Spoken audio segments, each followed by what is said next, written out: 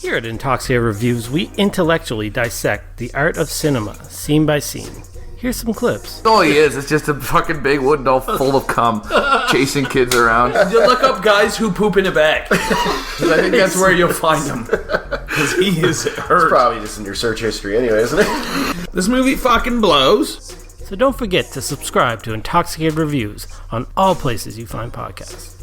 Except Spotify. We're working on it. Boys Club. Is it called Boys Club because my apartment looks like a boy lives in it? I wouldn't say a boy lives in it. I would say a boy is kidnapped somewhere in here. Boys Club. We're everything. We're true crime. We're world star hip hop. World star hip hop. We're Netflix reviews. Stories of the day. Boys Club. Listen. Yeah, do it. We're on iTunes. We're on Spotify. I think. No, we're not. And on Google Play. Nobody gives a shit. Boys Club. Boys Club Podcast. Now with 90% more sound clips of black people. Boys Club. Touch me, and I'll sue.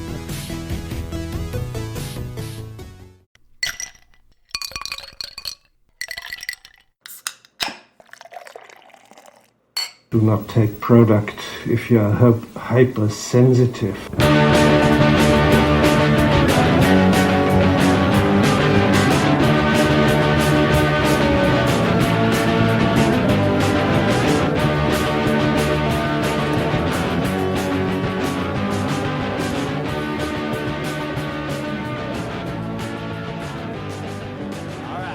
Oh, hey, Internet, and welcome back to the Intoxicated Podcast.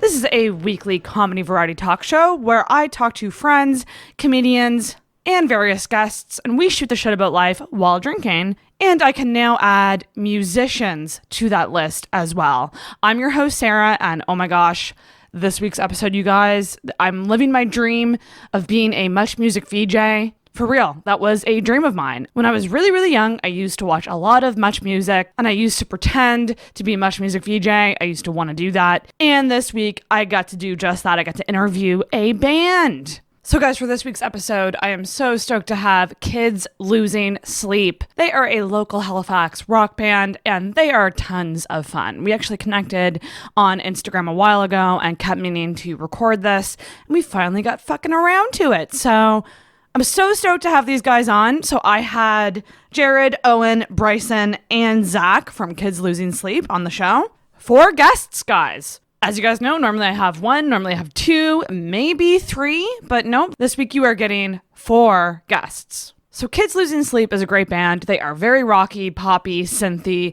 inspired by bands like the 1975 and the Killers. Right up my fucking alley. I actually listened to their EP before they came over and I actually loved it. They describe their music as Heartbreak you can dance to, and I couldn't agree more. So this was a great one. We got to know the guys. We got to know the band dynamic. We played some games. We talked a lot about music. This is yet again another kind of love letter to music. I fucking love that. Kind of got into that with Mark Anthony Synagoga when he was on, and this one just ramped it up many notches. So if you're a fan of music, number 1, check these guys out. And number 2, definitely listen to this episode because there is a lot of music talk. We actually made a playlist on this episode as well. It is called Intoxicated Losing Sleep, and that is on Spotify. So you can actually find that playlist as we speak on Spotify. This was tons of fun. I really enjoyed this episode, and I really enjoy Kids Losing Sleep. So what I need you to do right now is definitely check out their new EP called Loves. You can find that wherever you find music, various streaming services as well. They do also have their music up on YouTube and their website, kidslosingsleep.com. Make sure to follow them on social media at Kids Losing Sleep everywhere, Facebook, Twitter, Instagram, and stay up to date with these guys. Even check out a live show if you can. Also follow Intoxicated on social media, Facebook and Instagram, Intoxicated Podcast, and on Twitter at @in_intoxicated. We are on YouTube at youtube.com/intoxicated. If you really love the show and what I'm doing, you can leave an iTunes rating or review. Always greatly appreciated. And obviously make sure you're subscribed as well so that you don't miss an episode. And if you're a hardcore fan of the show, I would suggest checking out Patreon. That's patreon.com/intoxicated for various rewards that you can get for a monthly donation. So check that out. Also, you can email your questions, comments, and feedback to intoxicatedpodcast@gmail.com.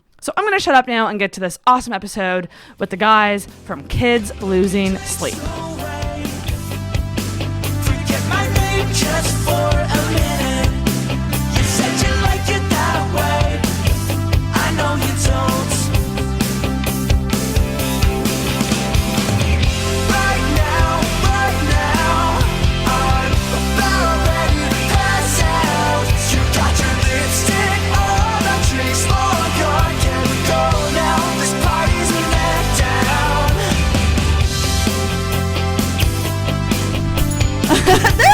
there's the bell. Oh, We were listening to you earlier. oh, which episode? One with Mike. With Mike. So the one that you couldn't pronounce his last name, or you did pronounce his last The name. tarot card reading? No, he was. Oh, Mike. Mark Anthony Synagoga. Yes. That was it. I'm saying it right now, motherfuckers.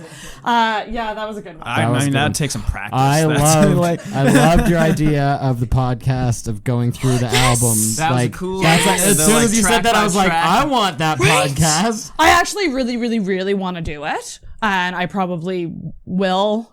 I don't know how I'll find the time, but Fair enough. but it's Start something a I really whole- want to do. Hit me up as soon as you're ready to do it. Yeah, 'cause which that's- album would you pick?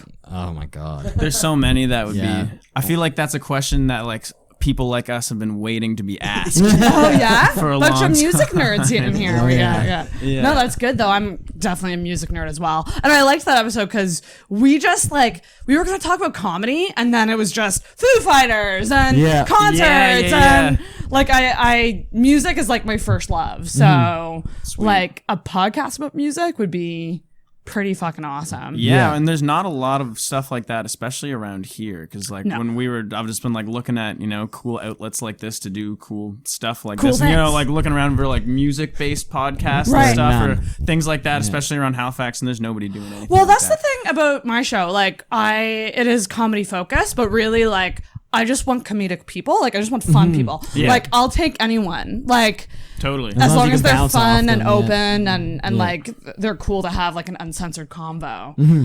But like that's why I call it a variety podcast because I like to think of it like, do you remember in like high school and stuff like that where you'd have like variety shows? Yeah, I don't know yeah, if you yeah. guys Oh, did yes. that where it Oh, would yeah. be like someone would sing and someone would do a skit and someone would, you know what I mean? Like it would be like a mix of things, and I kind Definitely. of consider myself to be the podcast version of that.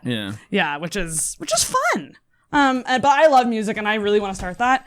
And I want to call it Chorus to the Verse because I'm obsessed with Third Eye Blind. Yeah. And that's a direct Sweet. lyrical reference to Third Eye Blind. They just put out a new record, didn't they? did. Is it good? You know what? Like it's okay. Like there's definitely hits and misses. Yeah, that's fair. But the fact that they're still doing music to me is The the most important. It's always thing. nice to see a band stick around for that long. Also, Stick the guys who around. did Semi-Charmed Life still kicking it. They're still kicking it. So many bands are still kicking it. The Offspring is coming to Halifax Yeah. soon. And like I fucking love them too.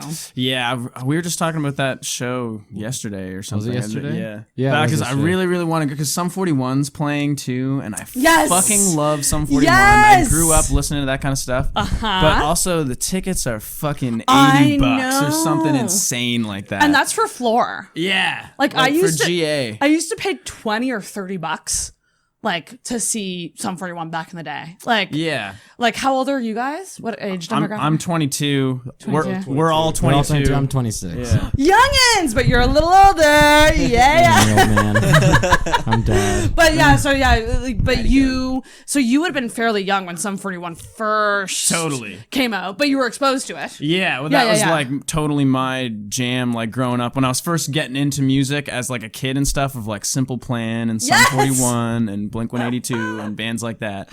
Yeah. So the fact that, and I still like, I've seen most of those other bands, but I haven't seen Sum 41 because they've come here a couple times and then they like canceled or I couldn't go Yeah. or whatever. And it would just be super sick. But like, I don't know if I have $100 That's the thing. to go to that. Seriously though, it's so paid for crazy. this We got to record right pay for so many other things right now. Yeah. Oh damn!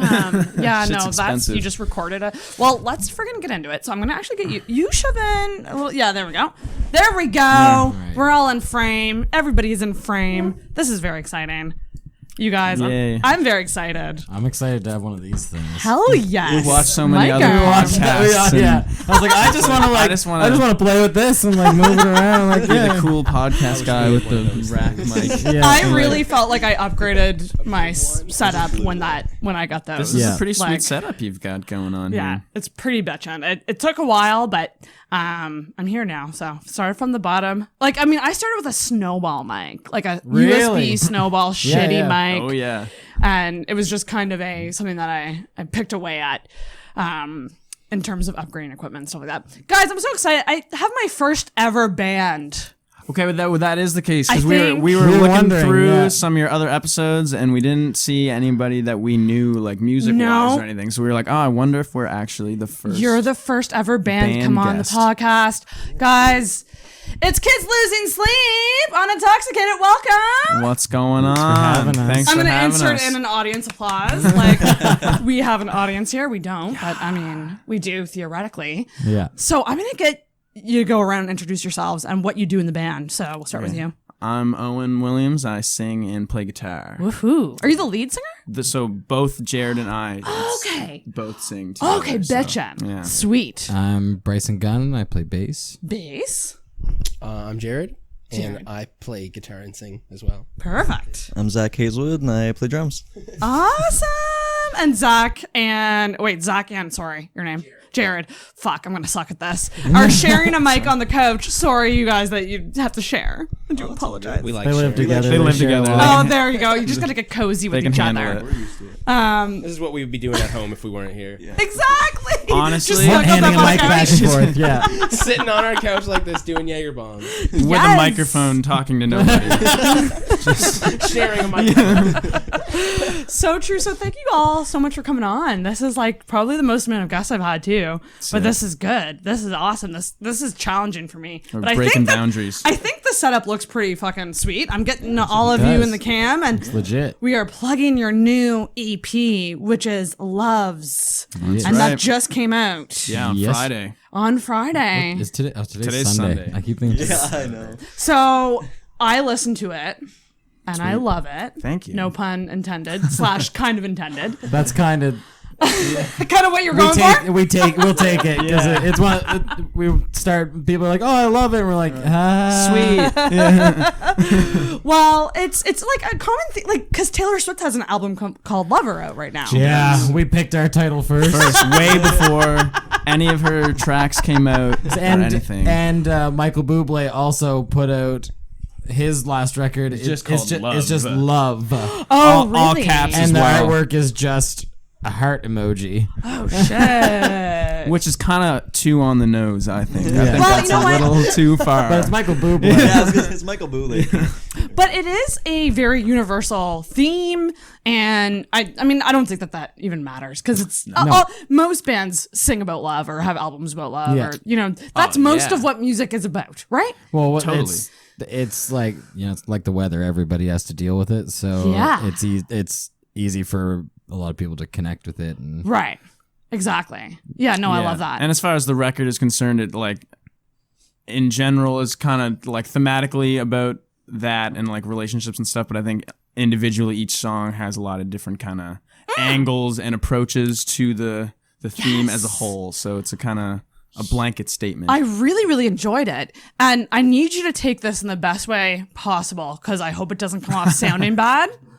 I truly don't. Okay. But when I was in high school and I was into the bands we just talked about, Yeah, 741, totally. and I was like in my room dancing around to their music, I want to do that to your album. All right. No, that's we like did it then. I Yeah. don't want you to take that the wrong way. No, like, I mean, that's like, like- I'm old and, that's ooh, it's the music I No, used no, to no. listen to. But No. that kind of music still influences me today. Like, I'm really poppy, though. That's the thing. Like, I'm very rocky, but I have a pop. well, us I'm too. doing That's that. kind of You our are whole thing. exact target. Yeah. That's kind of our whole thing. Yeah. Is doing that because, like I said, that's just like all the music that we grew up listening to and still love and stuff. But we're trying to be a little more modern or Yeah. do new stuff. And we all just love pop music and what's on the radio. And I shit definitely like that heard anyway. because you guys mentioned the press release, The Killers in 1975. I definitely heard that coming through. And like, I really, really dig that because I love the Killers. Like Miss Atomic Bomb by The Killers is one of my favorite songs. Like I would probably put it on top 5 favorite songs. I know that's like really hard to pick your top 5 favorite songs. That's impossible. most feared but, like, question. that- Right? yeah. I would just be like, just shoot. Like if someone had a gun in my head, I would just like, oh, just kill me. Like I'm not picking. I'm not even gonna try. Yeah. Yeah, it's like choosing your children or something. Like, so well done on the EP. That's you. very, very exciting. So when did you record that? We've been recording it all year, Yeah, basically. picking away. Yeah, we started recording it in October of last year, right? Was that when we did drums? We did the drums then. And then ever since, it's just been a kind of picking away at stuff. Picking away. And right here in Halifax, you record it? Amazing. Yeah. We do. I've got a studio at my place, so you got a studio? Yeah. I record it all and produce it, and then it was mixed by John Mullane from In-Flight Safety. Oh, bitchin'! Yeah. Oh, that's awesome. That is bitchin'. We call him our rock and roll dad. We call him our rock and roll dad. He just kind of mentors us as well as like working on the album. But then that's so important to like get it out there in terms of connections and stuff like that. Yeah. Anyone who can help you, because you guys are young dudes. So we're getting that fucking ahead of ourselves. Here, I do this every fucking time. We got time. We're gonna do Jaeger Bomb to start, and I'm scared. But it going now. So okay, Jaeger's there. So let's start pouring shots. And I guess we pour the Red Bull into a glass first, right? Put the Red Bull in the cup, and then this is going to be the shot glass. interesting / I'm going to be up all night, but that's okay. well, it's like this weird balance because the Jaeger's a downer. Is it? Well, like alcohol's a alcohol in depressant. general. But then there's also like a ton of like energy drink products that have alcohol in them, which I've always thought was questionable. Because like on regular energy drinks, like it says like don't consume with alcohol, it'll fuck up your heart or something. Why, but then Rockstar has vodka drinks that are already doing it for you. I used to drink those all the time. Like in college. That's why a lot of bars won't actually like give it to you together because they're not allowed. They'll just sell you the Red Bull can separately, and that's why on paper that's why like Jaeger bombs are so expensive in bars because you have to buy a can of Red Bull and then they sell you the liquor. Yeah, me and Zach got Jaeger bombs at the bar in PEI last night, and it was $21. What? For 2 Jaeger bombs. For the two of them? Yeah, for 2 of them. Jesus. Holy shit! Yeah, it was rough. Because they sell you the can, which like the for price like of the Red Bull probably. can is included in that. And That's madness. Yeah. So you drop these in, and I just realized I'm using plastic cups. This should be interesting. That's fine. And then you just chug it. Is that pretty much. Basically. I'm so fucking old. Just don't. These guys always give me a hard time because I usually take the shot and I just pour it in and drink it because I'm an idiot, and a bunch of times the shot glasses hit me in the teeth and I pour it back and and I hate it. That's the thing. So I just stopped doing it. I was like, well, the odds of the difference, like it's still getting in me in 3 seconds. I have a really heavy shot glass. Like it's. Oh yeah. Oh shit. Is it okay if I do that? You think? I mean, yeah. That's your show. It's your show. You do that, yeah. I know. I'm like, am I That's allowed? They're not gonna give serious you a shot hard glass. time. They'll give me a hard time, but not you. Yeah. Is that like 3 shots or something? If you were to No. fill that to the top, it's fucking huge. That's the thing. That's why I only have it. Those are sick. Those are 1.5. Those are ones. Those are single? Well, that's what they told me. My neighbors in the hall let me borrow that, and they told me that they were 1 shot. I don't know about that. Maybe you can maybe like pour some out if you don't. I mean, like, Oh no, we're They're gonna not go for worried. it. Yeah. No. Okay. We're not Handle scared. So we doing this? Yeah. So All right. I actually might. I might. That's gonna make a huge No, you Yeah. definitely need splash to. too, just because you're your gonna have to shot do the glass pour. is so I'm big. just gonna Yeah. pour. Are we ready? Do we say anything when we do a Jaeger bomb? No, Okay. I mean, we can. But we just do them. All right, Ompa, here we go.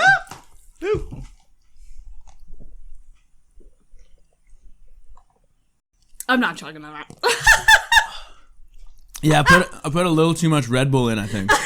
Yeah, I'm like, hard to get I'm it not all chugging a whole It's always Red Bull. hard to. Usually on like. That's where I feel that I did too, and it was just a Oh lot. shit! Yeah, that's probably a better call. I Yeah. put the whole can in. Oh shit! There you go. But you want to know what? You want to know what? Now it must be more of a mixed That's drink. like a mixed though. drink, There's yeah. nothing It's wrong actually really with that. good. Can I just keep drinking it as this? Oh, totally. I Probably remember better. in high school, like I fucked it up. No, my buddy used to make some drink that it was like Gonna rocket launch through the ceiling. no, but that'll just be like a decent mixed drink now. Because I remember in high school, my buddy used to take Red Bull and Jaeger and like, or maybe it wasn't Red Shout Bull. out to high school. But it was like, yeah. Shout out. But it was like fucking orange Fanta or something stupid. And like there was like a couple things that went into it and it just tasted like candy, basically. Well, that's the thing. But, like- Red Bull tastes like rockets. Interesting. Oh my god! I've never heard anyone say that before. I have gotta rockets. taste it. I have rockets over there. If you guys want to do a taste comparison at any point, No, I'm doing. but it is literally liquid rockets. Oh my god, Yeah, that's Right? so crazy. really think Well, just because like I know so many people who are like hit and miss on the energy drinks and stuff, and there's some people who just like hate Red Bull and like that energy drink taste, and it's always hard to like describe what that is to somebody. But you're like, Red Bull is just pop rockets. Yeah, Liquid It rockets. actually totally is. Like, Right? that's weird. let me see. I know. As soon as someone told me that, I was like, Son of a bitch. that's exactly what it is. Holy shit, so that was fun. I'm feeling like That's warm. crazy. Right? Yeah, that's nuts. Isn't that Son of a insane? bitch. There you go. Wow, way to go. All right. We've learned something already. Learn something. But on the subject of booze, Yeah. okay, I have a couple questions about booze. You guys are 21, so you've been... Yeah, we're all. Zach just turned 22 a couple days 22? ago. I don't know about you. Yeah. So, do you guys remember the first time you ever got drunk?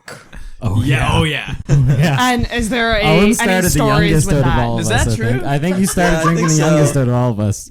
You're the only one that started young enough that you stopped And probably then before came back. You stopped drinking before I started, I think. No. What did you drink when you first... I think vodka. I think drunk. like Smirnoff flavored vodka, like fucking Smirnoff flavored vodka? Yeah, like the Smirnoff Oh, like okay. raz- Vodka that's dude, flavored like Smirnoff. no, I'm like, the that's fucking Smirnoff vodka. No, the like yeah, but no, Smirnoff makes like a raspberry Yes. and vanilla. Yeah, There's yeah, a whole yeah. bunch of them. Yeah, And yeah. I think there was like I specifically remember me and my buddy were like going over to another friend's house, and he came to my house first and just had like a duffel bag that had like a bunch of shit in it, and my parents were like, "What's that?" And I forget what he said. He was like, "I think we're bringing some pop over or something." Just the most bullshit lie ever. Yeah.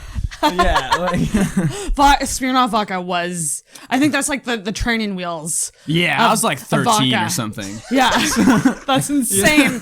Yeah, I think I was only about 16 or 17 when I had my I was first taste of booze. 17? Yeah. Or 18. The first time I got drunk was at a New Year's party when I was in grade 11.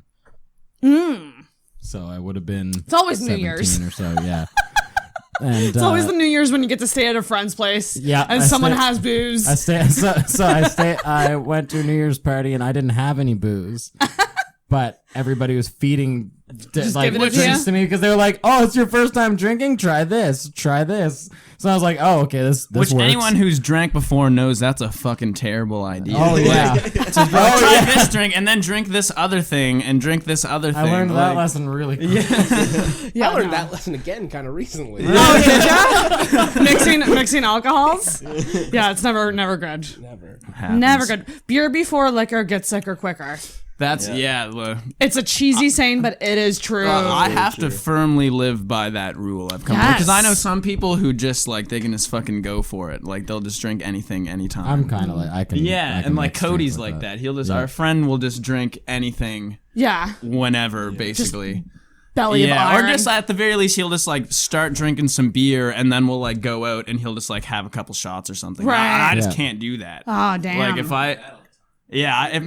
I drink, if I'm like already kind of drunk or I've gotten a good amount of beer in me, and then I go and have a shot, I'll just fucking puke like beer within makes me really minutes. bloated Like, and like, so yeah, there's definitely a threshold that I reach from drinking the beer that I then can't drink liquor because the liquor will there's make me throw up. a line for sure, but Yeah. it's not. I don't know. And so much of adult life is figuring out that line. Oh yeah. And then you figure it out, and then you're And just then you like cross setting your it all the ways. time, yeah. Or you cross it. You do one or the other. Like I'm even though my podcast is kind of based around drinking, it like I'm such a wussy drinker. I don't do shots. In fact, if someone brings shots out, like my palms will start to sweat, And you're like, and like, and it's the worst feeling ever when it's a cute boy and he buys you a shot, and you're like, I hate when you boys buy me shots. I don't want to. I need to impress him by doing the shot, but I don't want to do it. I've done some like sneaky things with shots where like I pretended to take it. Oh yeah. And then like Right in the plant behind you. yeah. like James Bond. yeah, there's ways you can get around that. Totally. Or like just don't take it while they're taking it and just somehow hide it. Pour it out somehow. I've been Yeah. out with a friend of mine, definitely and he's done been like, I can't drink anymore. So there's this guy that was there buying rounds for probably 10 of us, and he just kept buying shots. And my buddy, he would go, and he'd turn around and he'd like go to take the drink, and he'd turn around and hand it to me, and I was standing behind him, and I'd go and hand him the shot, the glass back, and he'd be like, yeah. Oh my god, it's such a thing. Oh yeah. Such a thing. What about you guys on the couch over there? Do you remember your first time getting drinking? Yeah, the first time I got drunk was in our first year of college. Oh, yeah, I was there. Yeah. No, the first time I got drunk, I was with my two best friends from back home, and we were getting drunk at our place. I remember that happening. Yeah, though. I okay, remember you being like, I got drunk. Yeah. And we're like, holy shit, Jerry got drunk. None of us ever drank, or we were all just fucking good kids in high school and stuff. And then it was the three of us just went to the liquor store and all just picked something and went and drank it and got drunk. Oh man, did you get sick? No. It was good. We Yeah. just got really drunk, had a really good time. I love how back then getting really drunk was maybe 3 beer. Or yeah. like you know what I mean? Well, that's still that for me. It's So. not the same. Not the same anymore. Yeah. I'm pretty cheap still too. I would say I'm drunk probably at 5 drinks. That's lucky though. That's Yeah. 8 drinks, Sarah? Ooh. I mean, I'm honestly in a pretty similar boat. Yeah. Yeah? Oh, 5 drinks? yeah. I'm good with a 6-pack of beer. Same. If I just drink a whole 6-pack, I'm fucking good. I know some people, and I know it depends on your body and shit like that too, and Yeah. your weight and all that. But I know some people who just sometimes just can't get drunk, and I'm like, I don't know what that's like. I get drunk so easily. Cape Bretoners, and they can literally drink a 2-4 and be fine. My roommate's from Cape Breton, and he's a about fucking fine. monster. Well, not fine. Fine's a strong Sorry, word. standing. Fine is a strong word. Maybe they can still be standing. They standing. can still be standing. Sentences, maybe not. Yeah, but I get that. But they're standing. able to do it somewhat frequently, or that it'll happen and then it doesn't completely just debilitate them for a long Oh yeah, time. it's in Cape Bretoners' blood too. Yeah, exactly. Same with Newfies. Yeah. Totally. They're the same breed. Which I'm half Newfie. You're half so, Newfie. Yeah. Okay, so that brings me to my next question. So I need to know the friendship origin of all y'all and how this all came together in terms of friendship. Because obviously, I'm assuming that the friendship came before the band, or did the band come before the friendship? Nah. Was this a Spice Girls situation? What is the Spice Girls that situation? they I don't know. were- they Maybe essentially- we are. We don't know. Well, the Spice Girls, Maybe we are the Spice Girls. I'm okay with this. I want to know why. Spice Girls all answered an ad in a newspaper and came together. Oh, and they were built. They were built by a producer. And or something? Jerry Halliwell wasn't supposed to be in the original Spice Girls. She talked her way in, and she's the least talented. She can't sing. Jerry isn't. Which one's she? She's the redhead. Ginger Spice. Okay. But she's my favorite. But She's my favorite too. She's not the best singer Jared talked or his way dancer. in. Yeah, exactly. And she talked her way into the band, kicked that other bitch. I think her name was Michelle. I think fuck Michelle. the other Michelle. Spice Girl. She talked her way in and kicked the other one out. So that's how they came. There you to go. be. Okay, well that's not really what happened to us. But There was no Michelle. there was no Michelle. No other member that isn't here that you guys have hidden away. No. It's buried in your basement or something. No. No. Remember we were talking about things we couldn't talk about? Oh yes. Yeah. Sarah, cut that. We don't talk about it, so we didn't even think to tell you to not ask about it. So how'd y'all meet? College, basically. College. Yeah. At NSCC for music arts. Oh, okay, awesome. So you were all taking that same course. Pretty much, yeah. Pretty much? Jared, Owen, and I were in the same year together, and I knew Zach because we're both from down in Apples Valley. Oh, okay. And Cool. we needed a drummer, and I was like, well, I'm pretty sure I know the right guy. And actually, Zach and I were waiting in line to get tickets to see Gord Downey at Rebecca Cohn. Oh, bitchin'. And we were there at 4 a.m. or Yeah, it was something. We waited for hours. Super early. And I was like, well, Zach, I got a couple friends of mine are looking for a drummer, and I think you're the guy. Check out these demos. Tell me if you're interested, and I'll let them know. So I didn't tell him I was one of these people. Okay. And so I showed him demos. He's like, yeah, this is sick. I could totally get into this. And I was like, okay, cool. I'll let them know. And so he knew that he was playing a show with his old band and knew that I was getting a couple of these guys to come and like scout him, kind of. And then so Jared came with me to the show, and Owen couldn't make it. I think I was somewhere with my other band. I think and Owen was basically like, if you and Jared say if you he's guys the guy, are both then like he's the guy. then I can't imagine if you guys were both like hell yeah, I can't imagine that I would be like nah. So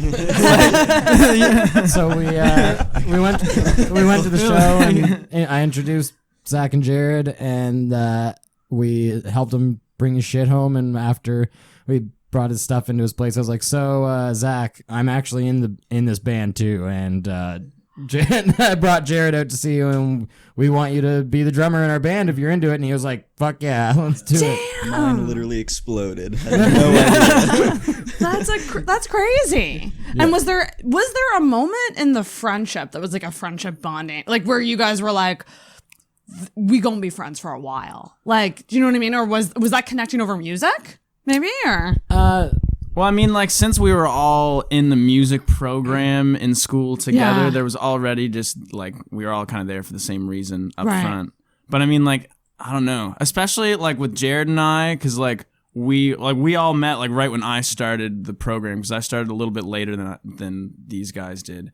But it's always one of those things where, like, I don't really remember not being friends, and I don't really remember exactly, like, I just remember not knowing you, and then I remember being friends. You know? Yeah, well, it was like, oh, that's your name, and then suddenly we were hanging out every day. All the time. Really? Like, pretty much. Yeah. Wow. Well, that shows that there was something clicked. And it just felt natural. Well, because it's a 2-year program, so the three of us were...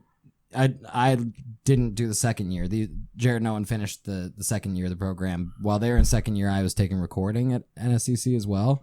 So it was during the second year that this kind of became a thing. It was at the end of first year we talked about it, and then Jared went back to New Brunswick for the summer, and we just kind of did our thing for the summer. Then when we came back for second year, we were like, okay, let's actually like get this shit together. And so the three of us were already close from just that first year from of the school first year, together, and just being homies in school. And basically. that really, like, the friends you make in college or like post high school, like you're really truly with them all the time. Yeah. And like, any of you guys? So you guys live together now? Yeah. Was there ever like a living situation in college? Like, ever lived together? We all hung out at a mutual friend's place after school. Yeah. Oh, okay. Yeah, and there was a hub. Exactly. Yeah. In Little first hub. year in particular, like our other like two friends had this like super shitty place in Dartmouth. The Palace. The Party Palace. The Party The Palace. Parker Street Party Palace. That's amazing. Actually, was it Parker Street off Quimple? No, Parker Street no, in Woodside. Oh, okay. Yeah. But the apartment wasn't very different from this, except there was two people living in it. Because this is a 1-bedroom apartment. This is 1 bedroom, yeah. Because it was a 1-bedroom apartment where there was 2 guys living there, and our buddy lived in one room, and then the other guy lived basically in what would be this room. He had an air mattress. His bed was like right here. Where those guys God. are. Yeah. Wow. Yeah, it's like the most like college shit ever. Cheap fucking rent, man. Both drummers too. Both drummers. Both yeah. drummers. Oh my gosh, that's crazy. So this kind of all happened naturally, and like, did you guys just kind of fell into your roles of like drummer, guitarist? Like, are any of you guys multi-talented and playing like multiple instruments, or all of you? We all play a little bit of other stuff. Yeah. Okay, but you just kind of picked. Which Yeah, one well, you do? especially like when we were in school, we all had like instruments that were our main focus. So like, Jared and I both majored in guitar, or you did a bass for a bit too. For second year. Yeah. First semester. Got But like he did bass for his first year, and then Zach was in the program after we were for a bit. Yeah, for about a semester and a little bit, and I did drums. That's amazing. That is so. And so, when you started the band, was it always Kids Losing Sleep, or did it have any other names? It never. It had about 50 different names. We never like officially had any other names, but we just like didn't have a name and bounced on stuff for so time. long. Yeah. Yeah. It was the secret band on paper. The secret band. A year. Yeah, because we were writing and rehearsing for about a year before anybody knew we existed, like outside of our friend group. But right. So we were getting like pictures done, getting all our stuff together, so that when we went public and kind of launched. It was or like whatever. a product launch as opposed to just like, hey, this band exists now. It was like, here's these pictures, here's a single, here's, you know. I like that it was curated. Yeah.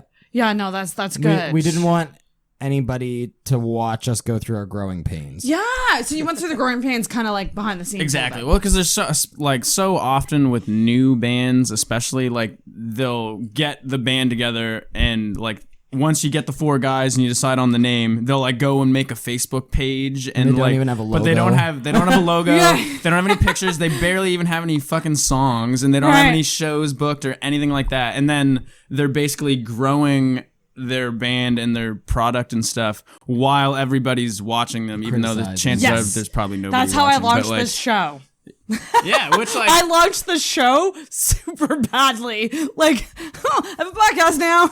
Here's a logo with a bottle on it, and didn't know what the fuck I was. That's really good advice, though. Take your fucking time and really like figure out what you want your look and brand to be, and what you want the sound to be. Yeah, and that's really cool. So you guys you were kind of cooking for a bit. Yeah, which like that was just part of us like being in school, I think, because like that's kind of where we all came together. So we were like, since we were in school and it was like, we're learning all this stuff right now, so let's get it all ready first. We really put it all into practice. Like everything that we learned in the program, like was put applied. Into play. Yeah, yeah, that's bitchin'.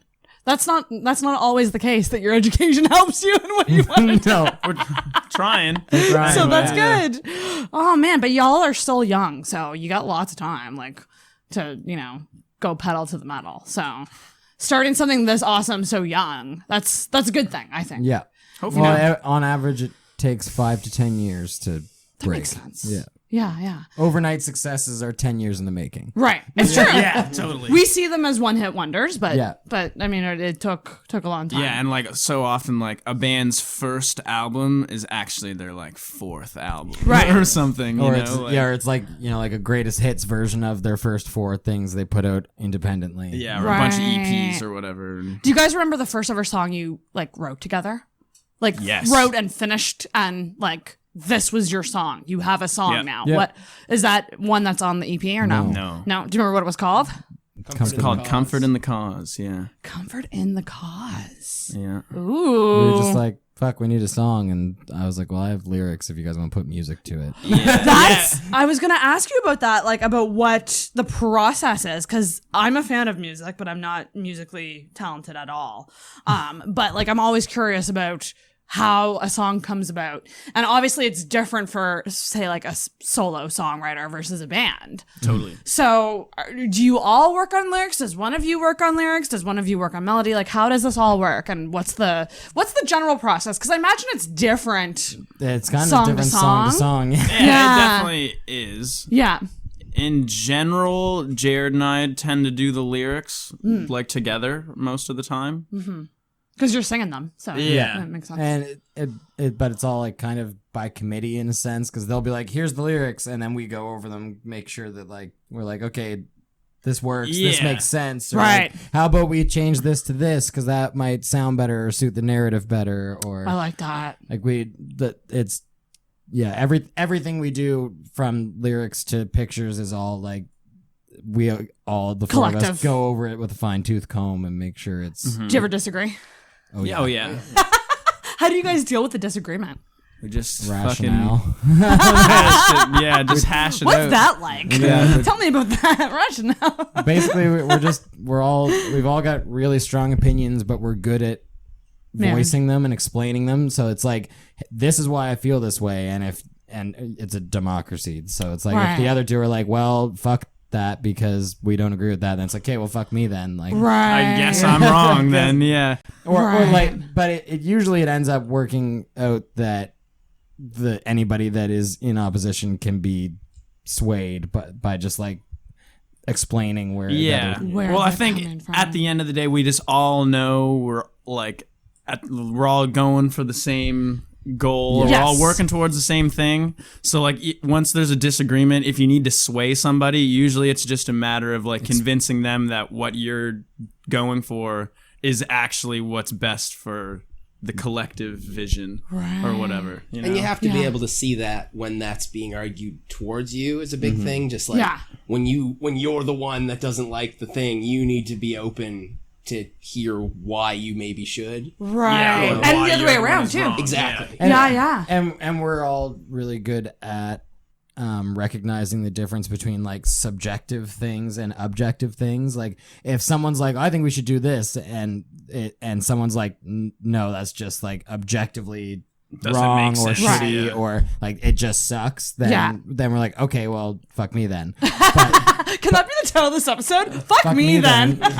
Honestly, something that gets said like quite a bit. But I love that. But if it's something that's really subjective and based on like taste or opinion, then it's more of a discussion of like, well, this is why I really feel we shouldn't do this, and then basically it's like a. Do you ever bring third parties into the mix? Like, get people's input on how something sounds, or, Big decisions, like album cover, photo shoots, like, yeah. When it comes to like writing and recording and stuff, that tends to just be the four of us going in. We reach out, especially when like there's no majority and like no one really knows what we want to do. If we're all kind of split, we're all like unsure of what to do, then we'll always like seek wisdom from many sources of it. I like that. We're pretty fortunate to have a lot of like mentor figures who are like established. Ooh, tell me. Okay, so can we actually? Are a lot of these people local? Yep. Yeah. Okay, so you mentioned in-flight safety. Yeah. Amazing. Who else are your kind of more local influencers? Craig Mercer is big for us. He's from Jimmy Swift Band and Scientists of Sound. Nice. He was one of the instructors at NSCC. Teaches the music business program. Yeah, he runs the music business program. Oh shit! So we've kept in touch with him like since we were in school, and we're tight with him when we were in school and stuff. So we played our first show ever with Scientists of Sound and stuff. So that's amazing. He's been a help and a friend and mentor for a long time, and continues to be for Holy sure. smokes! And that guy's amazing. He's won Educated of the Year at Music Week a couple times, I think. He has a couple times. Yeah, he's like the best teacher I've ever had. That's so awesome to be taught by someone who's like doing it. You know, like he's done it all and is still doing it. Yeah. And is like teaching all the people who are doing it now. Like so many of the people who are winning like Music Nova Scotia awards and like bands from here that are like kind of currently on the up and come. Right. All got taught by Craig or like did like music business or recording arts or music arts like we did. Like he knows, and all those instructors know like so many of the people who are like up and coming in the industry right now too, and they're just a huge part of it. Yeah, I find that's kind of the same in all the NSCC programs for the most part, or maybe just the arts ones at least, because even like the photography program, like the guy who took our artwork photo is one of the photography instructors at NSCC. Oh, so amazing. It's like in the arts programs at least, I find that that's part of the validity of it, is that you're being taught by people that are doing it and have done it. So it definitely made it easier to have confidence in what they're telling you, as opposed to just someone who also read the textbook and is regurgitating it to you. You know? No, I'd rather learn from someone like in the field, so to speak, or out in the battlefield of music, which, because the business side of music is a whole other ballgame. I mean, really, like that's a tough thing to navigate, and I think having a strong team, like you guys seem like you're a strong team, so that's a big advantage to you. And if you have a good network of people that you can reach out to, and get their opinions, that's amazing. Anyone else locally that like you kind of think of as like, and someone who's influenced the band or helped in any way? What about like, I love Matt Mays and like Alec Baldwin. Alec Baldwin?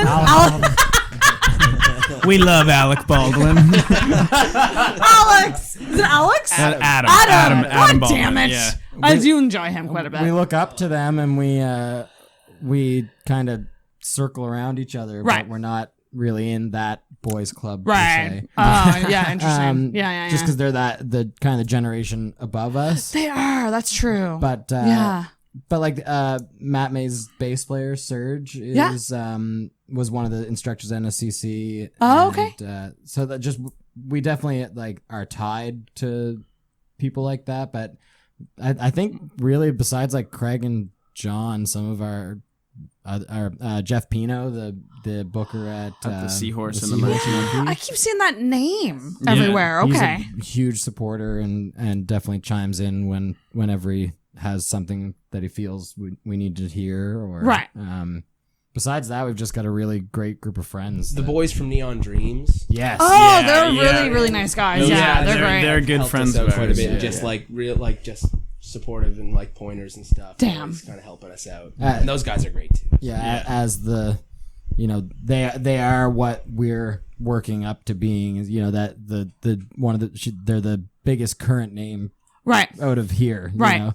Besides Matt Mays, but he's been doing it for forever. That's forever, true. you know? And breaking out of the maritime bubble too is something that like few people have done. Yeah, totally. You know? And that's like something with like a lot of local bands is like they just kind of look at Nova Scotia and the East Coast as kind of its own thing, and there's such a big ceiling on that. So like as a new band, you kind of got to look bigger than that from the get-go. And a band like Neon Dreams are so good at that, and like, they have done that. Yeah, they've done so much more like elsewhere, and they've always looked beyond just where we are right now, and which that's is huge. Good. Yeah. Like I feel like there's some maritime. Do you guys find that there's maritime guilt? Like people being like, "Oh no, you have to be proud to be from here, and you have to like thrive here." It's like no, like you guys are trying to be successful with this, and you want to be everywhere. Yeah, you got to transcend that a little bit. That pride can exist later. Yeah, that pride can exist elsewhere. Like exactly. You got to leave before you can be proud of being from here. Exactly. Very true. You know, like otherwise you're not from here. You just are here. You just are. You're just here forever. You're just stuck here, kind of thing. Yeah. Totally. Yeah. Do you have any goals to set your sights kind of elsewhere, like set up shop in another city? We've looked at it. Yeah. We've talked about it. We're nothing official yet. No, we've talked about Toronto as the obvious one, but we've also thrown around the idea of like the UK or like just somewhere bigger than here that's a bit more like in the industry, I guess. Like most people you would talk to from Toronto about like, hey, we're a band from Halifax, like we'd like to work with you. They're like, I can't do anything if you're not here. You're too far away. Yeah, like oftentimes you're straight up geographically challenged sometimes. Like just because you're like for us to go play a gig in Toronto, it's a 20-hour drive. And like we're willing to do that, but for bookers or people bringing in bigger acts and stuff, they're not going to bring in a band that has to drive 20 hours. Especially if you're factoring weather, the winter. Exactly. Yeah, like fuck this place for winter. Like it's so Jesus. bad. Yeah, when you have 7 months of winter and you have to drive 20 fucking hours to go anywhere that's like worth going to. Yeah, it's insane. Yeah. But you guys you're serious about this. Like this is what we're doing. You're plunging forward. That's fantastic. And I love the name Kids Losing Sleep because I'm an insomniac. So like when I saw you guys reach out, I was like, this is a cool fucking name. I enjoy it quite a bit. Was there something behind that? The Kids Losing Sleep? Like where'd that name come from? Did it just sound cool? Did you pitch I it? did. Owen thought Yeah. Wasn't it like mothers losing sleep? Ooh. That was also interesting. in there. But originally, because we like a little like tag or whatever we use like on a lot of like merch and CDs and stuff. We have the kids are losing sleep, and that's what I came up with first, right? Just because I thought that sounded cool, but it was just too long to use as an actual name. Yeah, so it's basically too long just a way of shortening that. I like it though. I like it. It has a really cool ring to it. As someone who is always stressed and not sleeping, I like it a lot. And that's pretty much what it is. It's like that like shit is like shit really is whacked right Shit's now. so Yeah, fucked, shit's even fucked. The kids are losing sleep. And that's we're all really stressed out. We're all dealing with life, and it's stressful. Are you guys? This is a literal question. Are you guys good sleepers at all, or do you have issues sleeping? Zach is. You're a good sleeper? I feel like I'm not. Or maybe it's that you're a bad sleeper and that's why you have to sleep so much. Yeah, that's definitely it. Yeah. How long do you normally sleep? If you don't have plans the next day, probably like 9 to 10 hours. Like that's usually what I go for. That's so much. Which is quite a bit. That's quite a bit. That's a like lot compared to you guys. You guys I live on 6 hours. Yeah, I'm like a 7 hours a night kind six of guy. minimum. Yeah. If it's less than I can go to work on 4 or 5, but I don't that like sucks. to. That Yeah, sucks. I can operate on 5, but it's like pretty fucking. You guys are so Yeah. young. Just Yeah. you wait. I'm like a 3 or 4 hour a night girl. Damn. It's. I realized like this week that like it's becoming a real problem. Because I started a new job that's quite busy, and I'm like, oh, I can't be a piece of shit anymore. Like this must be what being high all the time is like, just being out of it. Like I'm just sleep deprived. I'm just sleep deprived. Sometimes it helps being high all the time. Yeah. Because like, Yeah. I don't know. No, I need more sleep. I need to be sleeping more. I'm a night owl, so I'm usually not naturally tired until about 2 or 3 a.m. Same. Yeah. It's a big problem. And it's a huge problem when I have to get up at 6:30 to go to work. Right?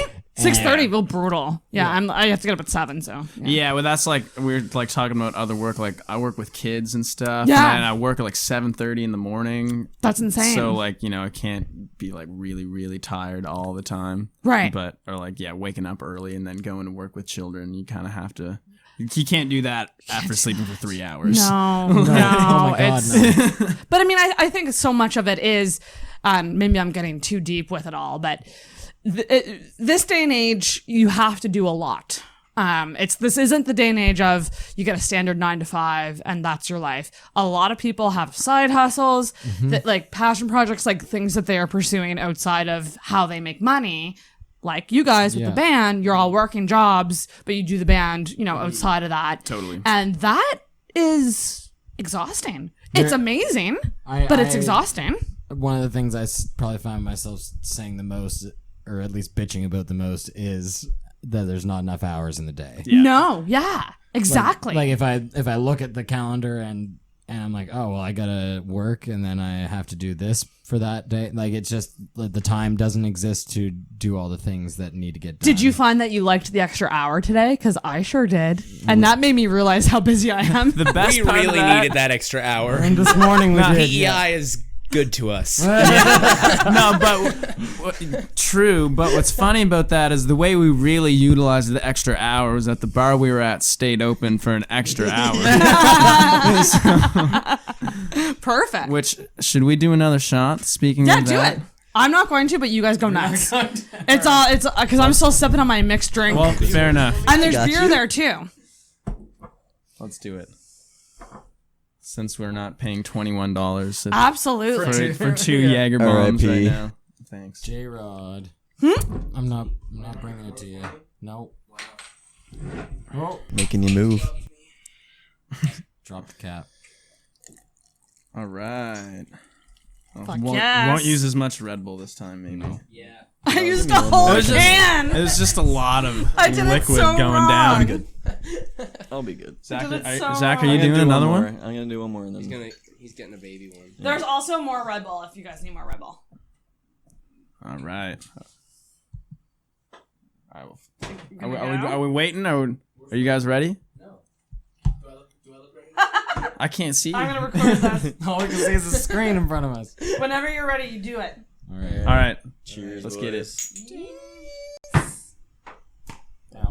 There we go. Bottoms up. Second Jaeger bomb of the night. Yes. Amazing. As it drips all I down think my face. portions were a little more on that time. That was good. Yeah. I really give me wanna get give me a bell on that one. for episodes going forward. I want to get like a guest bartender. That would Oh, be that'd be hilarious. From like local bars and like Yeah. have a cam on them. Oh, nice! You can feature different people. There's so much I want to do. It's just doing it all. Yeah, you know? Like Hear that? Yeah, totally. you know what? So okay. My main question for you guys, like, are you guys all you've obviously all been very creative people. Yeah. And did you always have a vision as to what this band, like, you know, the branding, like how things look, and did you have this vision for a while, or how did you come up with it? We like developed it, I guess. I don't know. Yeah, it did.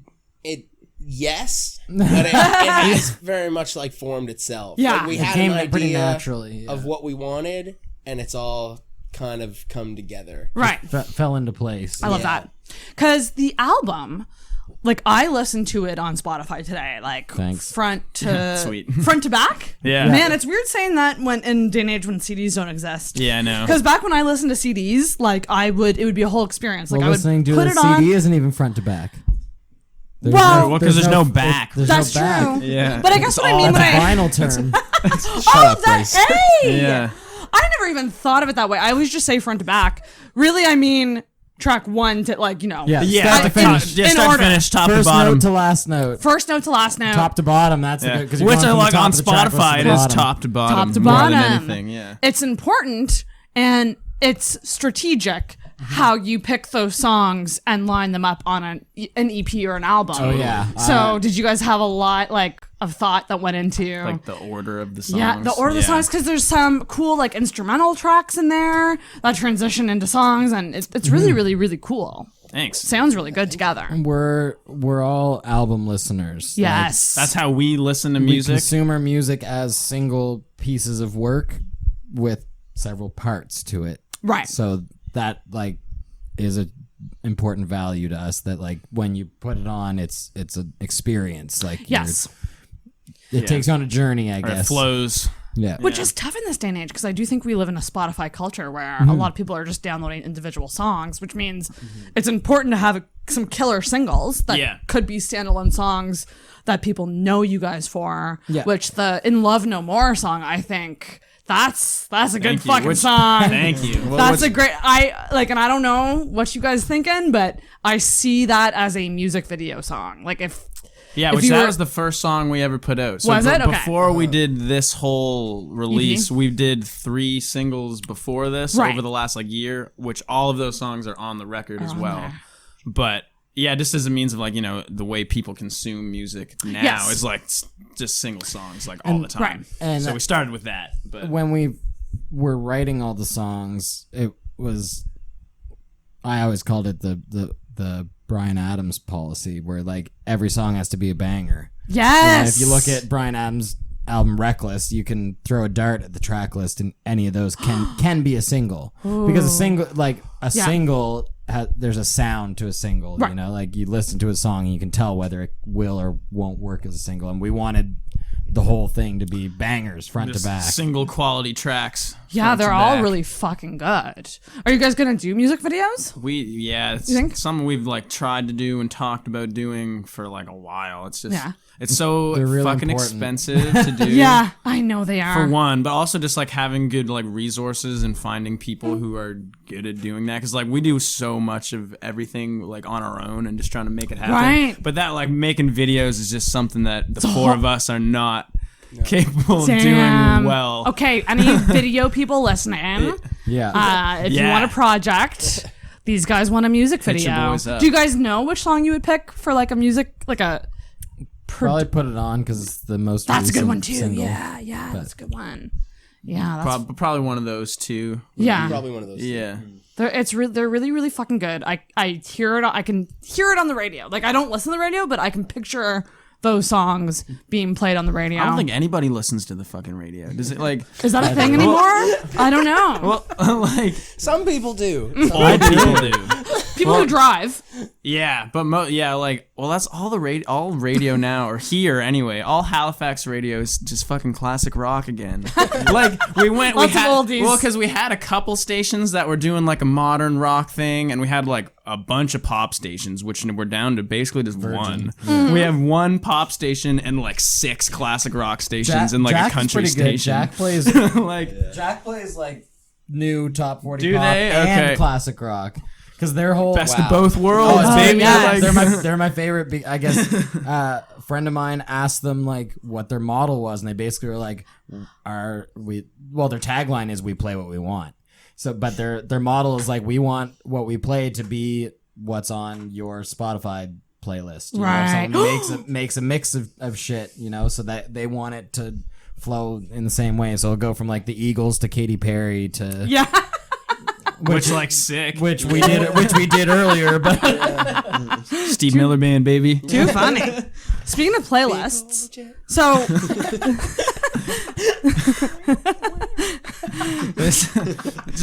We drove back from PEI we were to and from PEI today, and we listened to more Steve Miller Band in the last 24 hours than I think I have at all in the last like 3 years. Damn. Just organically came up yesterday. Jared and I were like, who the fuck's that song by? And I was like, I think it's Steve Miller Band. And he's like, no, it's not. I was like, I don't know, look by it the up. guy who does this song. And he's like, you're right, that is the same voice. I was like, look up that song. He looked up, he's like, fuck, it is Steve Miller Band. And then we went through all these bangers that he has, and I was like, fucking sleeper artist. Like, we proceeded to listen to Jet Airliner like 7 times. Fly like an eagle, like fucking huge times. Tunes. Damn, Steve Miller Band. I know. Killer shout out here on the pod. Damn. Go home and listen Steve to Steve Miller Band. out there. Do yourself a favor. Steve's Go not listen even to the best Jet part of the Airliner band. right now. He's not even the best part of the band. I think the bass player and the drummer are the best part of the band. Yeah, fucking killer rhythm section. Yeah. It's funny. Tunes. The EP though, the EP is very dare I say, I don't want to be too bold and say this, but do you consider it like a breakup album, or it's no? I was listening to some of the lyrics. It's not, and they hit pretty hard to me. I've been, well, that's cool. That's good. Yeah, I've been saying that it's not a breakup album in the sense of the most are, where it's like, oh, woe is me, it didn't work out. It's not an There's after a the breakup fact, song or two, but it to me it's more of a breaking up album. Like it's the process. It's more, which I think is kind of unique in that every song is either I'm in love or fuck you, like you broke my heart, I was in love, I'm so sad now. But a lot of the narratives on the record are more like going through the process of realizing that you're not in love, or that I'm missing someone, or that or that you are and you don't want to be. I love that, and that's why I think that's my favorite, because I'm like, that's where I'm at right now. I'm like, I don't want this. Love is a very complicated thing. It is. There's so many different like narratives that come from it. Absolutely, and that's why I love this, because there's certain albums, even thinking back to like the albums that I used to listen to, like there's certain albums that you go to when you're heartbroken. Totally. Yeah. And that's not necessarily to say like there's, because like your sound is a little more boppy. Yeah. But the lyrics are deep. Well, so it's an interesting contrast. Our tagline is "Heartbreak You Can Dance to." Yes! Heartbreak You Can Dance to. Yeah. That's exactly, I love that. So I love that contrast. Are we all single guys here? Relationship guys? No. All of you? Zach and I are single right now. Zach, we're half and two half singles, right now. Yeah. 2 singles, 2 relationships. Yeah. But in the process of writing and recording all of this, that is flexed. Yeah? Has it? Interesting. I think when we started writing this, all 4 of us were in relationships. Oh, okay. Maybe, yeah. But think I don't so. know. See, also, some of these songs are like kind of old now, or like, Yeah. or like we wrote some of these songs like 2 years ago. I was just going to say, is it weird to sing a song about like, say, heartbreak or a breakup or missing someone when like you're not? Like when you're singing these, like when you're happy and you're fine, but you're singing this song about a different time in your life. Is that a weird thing to do, or is it just kind of a muscle and you just do it? A little bit of both. Yeah. There's something a little bit weird about it. Yeah. When we were writing these songs, like we were all in such a similar spot. Right. All like very different, but all just in these similar kind of situations. Yeah. So they all kind of came from that. Yeah. And in terms of lyrics, because it is kind of a co-writing process, it's kind of a smorgasbord of all of your experiences. It can be with love. Yeah. There's definitely like a couple songs in particular that like Jared and I wrote like when the two of us were like going through some like kind of similar things at the same time, and like especially like when you're co-writing with somebody and be like, all right, I've got these like couple lines that are like about this specific thing or whatever, and then you can either like work on it together, and then especially when you're going through like a similar relationship thing or whatever, you can kind of bounce off those each other. feelings as well as lines off each other that are like kind of about the same thing or That's whatever. so cool. We're pretty candid too, in that like we can just be like, hey, is this line about this? And we'll be like, yeah, that's about I that. love that. Yeah. Like, oh, okay, cool. It's like subtweeting with lyrics. Yeah, well, it's just, because we all, I think it's good for all of us to understand what we're playing, you know, like what we're saying, so that we know that we're conveying it properly, you know. And especially from like a producer standpoint, for me, I'm like, okay, what is this about? Because I want to make sure that you're making me feel that when you sing it, you know? Like, I like that. All right, like this line you should be pissed off in this line, but you sound really sad and mopey, so make me feel pissed off for you. It's like empathy through music, and yeah, I like that. That's really, really fucking cool. So we talked about playlists earlier. I thought I have two kind of games that we can play. Sweet. That are kind of more fun. The first one is I thought it'd be fun to make an intoxicated losing sleep playlist. Okay. All right. So a combination of us and maybe around love, but maybe, well, obviously your guys' songs can be on the playlist too. I'll just add the whole EP on the playlist. But maybe pull from some of your faves, songs about love, any aspect of love, breakups in it, missing it. Do any songs come to mind? Because I'm gonna make this right now. Oh damn! I'm literally gonna make this a public. Oh no! Playlist. Well, we could tell you. I think we need to drink some more. Yeah, we should tell you the songs we were really like. Give me that yag. Digging into at the time of making it. I guess. Yes. That's kind of the inspirations. Yeah. Well, let me think. No, let's start off strong with Mr. Brightside. Fuck by the yes. Killers. Yeah. That's a fabulous one. We were talking about the Killers earlier, and Hot Fuss is just like Hot Fuss was best huge. fucking album ever. Right when we were starting out, especially, it was like we were obsessing. All of us were obsessing over it together. Is so not our Killers song. No, it's not. No. But of like fucking like heartbreak love songs and shit. We can also have more than one Killer song. We can make this a monster playlist, guys. That's like, what I'm saying. If you just belt out some song names, I'm gonna share this for the listeners. If a playlist starts with Mr. Brightside, people are gonna be like, "Fuck yeah!" Listen to this playlist. No, it's got to start with one of our songs, so that's the first thing that plays. And then Mr. Brightside. How should we open it with? Which song should we open it with from your EP? I mean, I'm partial to Dusty Love, but I liked that one a lot. I mean, it's the first song on the record, so yeah. It's the oldest of the songs on the record. It was the first one we wrote.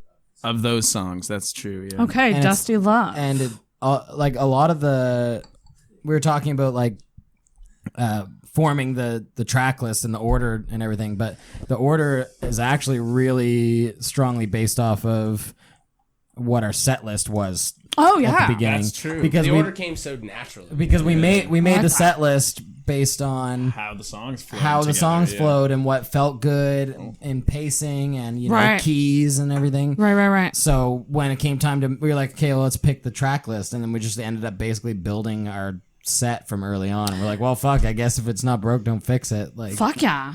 And sometimes that's really actually a cool experience. Like, I saw Our Lady Peace play the whole Clumsy album. Oh, same. Like forever ago? Yeah. Yeah, I was at that show. And they played it exactly in the same order. Yeah. And I was like, that's fucking bomb. Yeah. Like, that's amazing. Okay, so we're going to open it with Dusty Love and then Brightside. Okay. Let's do this shot. Hold on. Oh. Okay. I'm gonna just we'll think about it. This one goes to Steve Miller Band. Steve, it has to keep on rocking me, baby. Hell yeah! We need some Steve Miller Band on this playlist.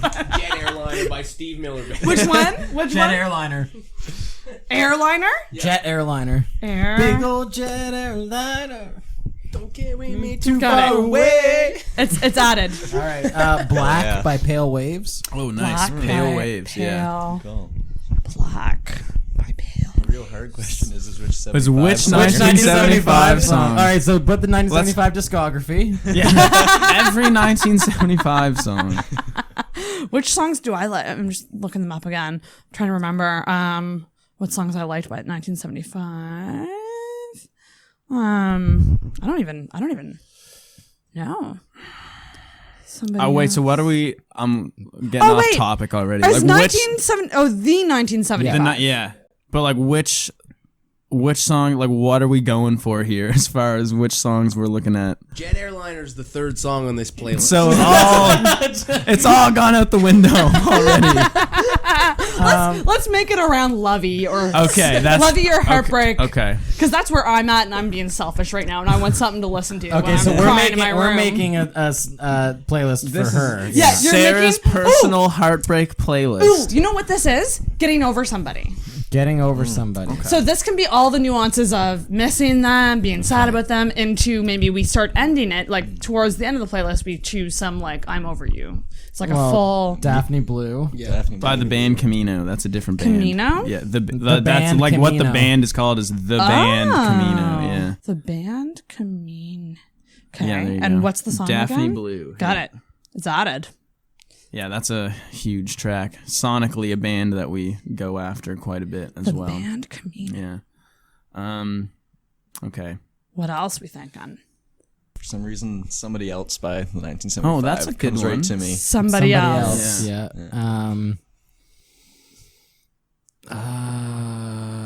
A Sigurd song has to be on there. Oh. I mean, like Strangers, I think, is probably the way to go. Strangers That like is changed our kind of lives. what, and also like thematically still works. Yeah. too. Mhm. Like, What's it called? Strangers by Sigrid. Sigrid. Sigee. Yeah. SI. That's yeah. There you go. Yeah, there it is. Yeah. Perfect. Yeah, she's this like pop singer from Norway. Ooh.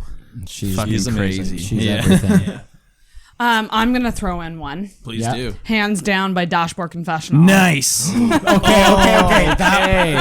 Dude, oh my god, okay. So I'm like 4 years older than the rest of these guys. And I'm older than all y'all. You're older than me, but that Hands Down, I think, Hands Down would have been the first like emo song. Mm-hmm. Or Dashboard Confessional would have been one of the first like emo artists that I was yeah. into. But I can't remember if it was Hands Down or if it was is it called, what's the one that's about a season or something? Season. It's by Dashboard. I'll find it. You know what's awesome about making a playlist? It gives you suggested songs. Nice. Vindicated by Dashboard That's Confessional. a good one, Also too. a fucking huge tune. But Hands Down was, I'm pretty sure there was one of my songs with my first girlfriend. I mean, it was with everyone, right? Yeah. Like, that song is just, oof. Dashboard. Let's see. Oh, I don't find There's it. definitely, like, a lot of emo in me. Like, I can't fight it. Well, I just, and I don't. You're talking to the right people. Narcissist by No Rome. Yeah. Narcissist? Yeah. Yeah. By Nars. No Rome featuring the 1975. Yeah, that's Got okay. it. Yeah. I'm really excited to just put this on later, all these songs that I don't know. Yeah. I can't wait for you to be here listening to Jet Airliner. Especially amongst all of these other songs, it's perfect. Yeah. Just total wild card in there.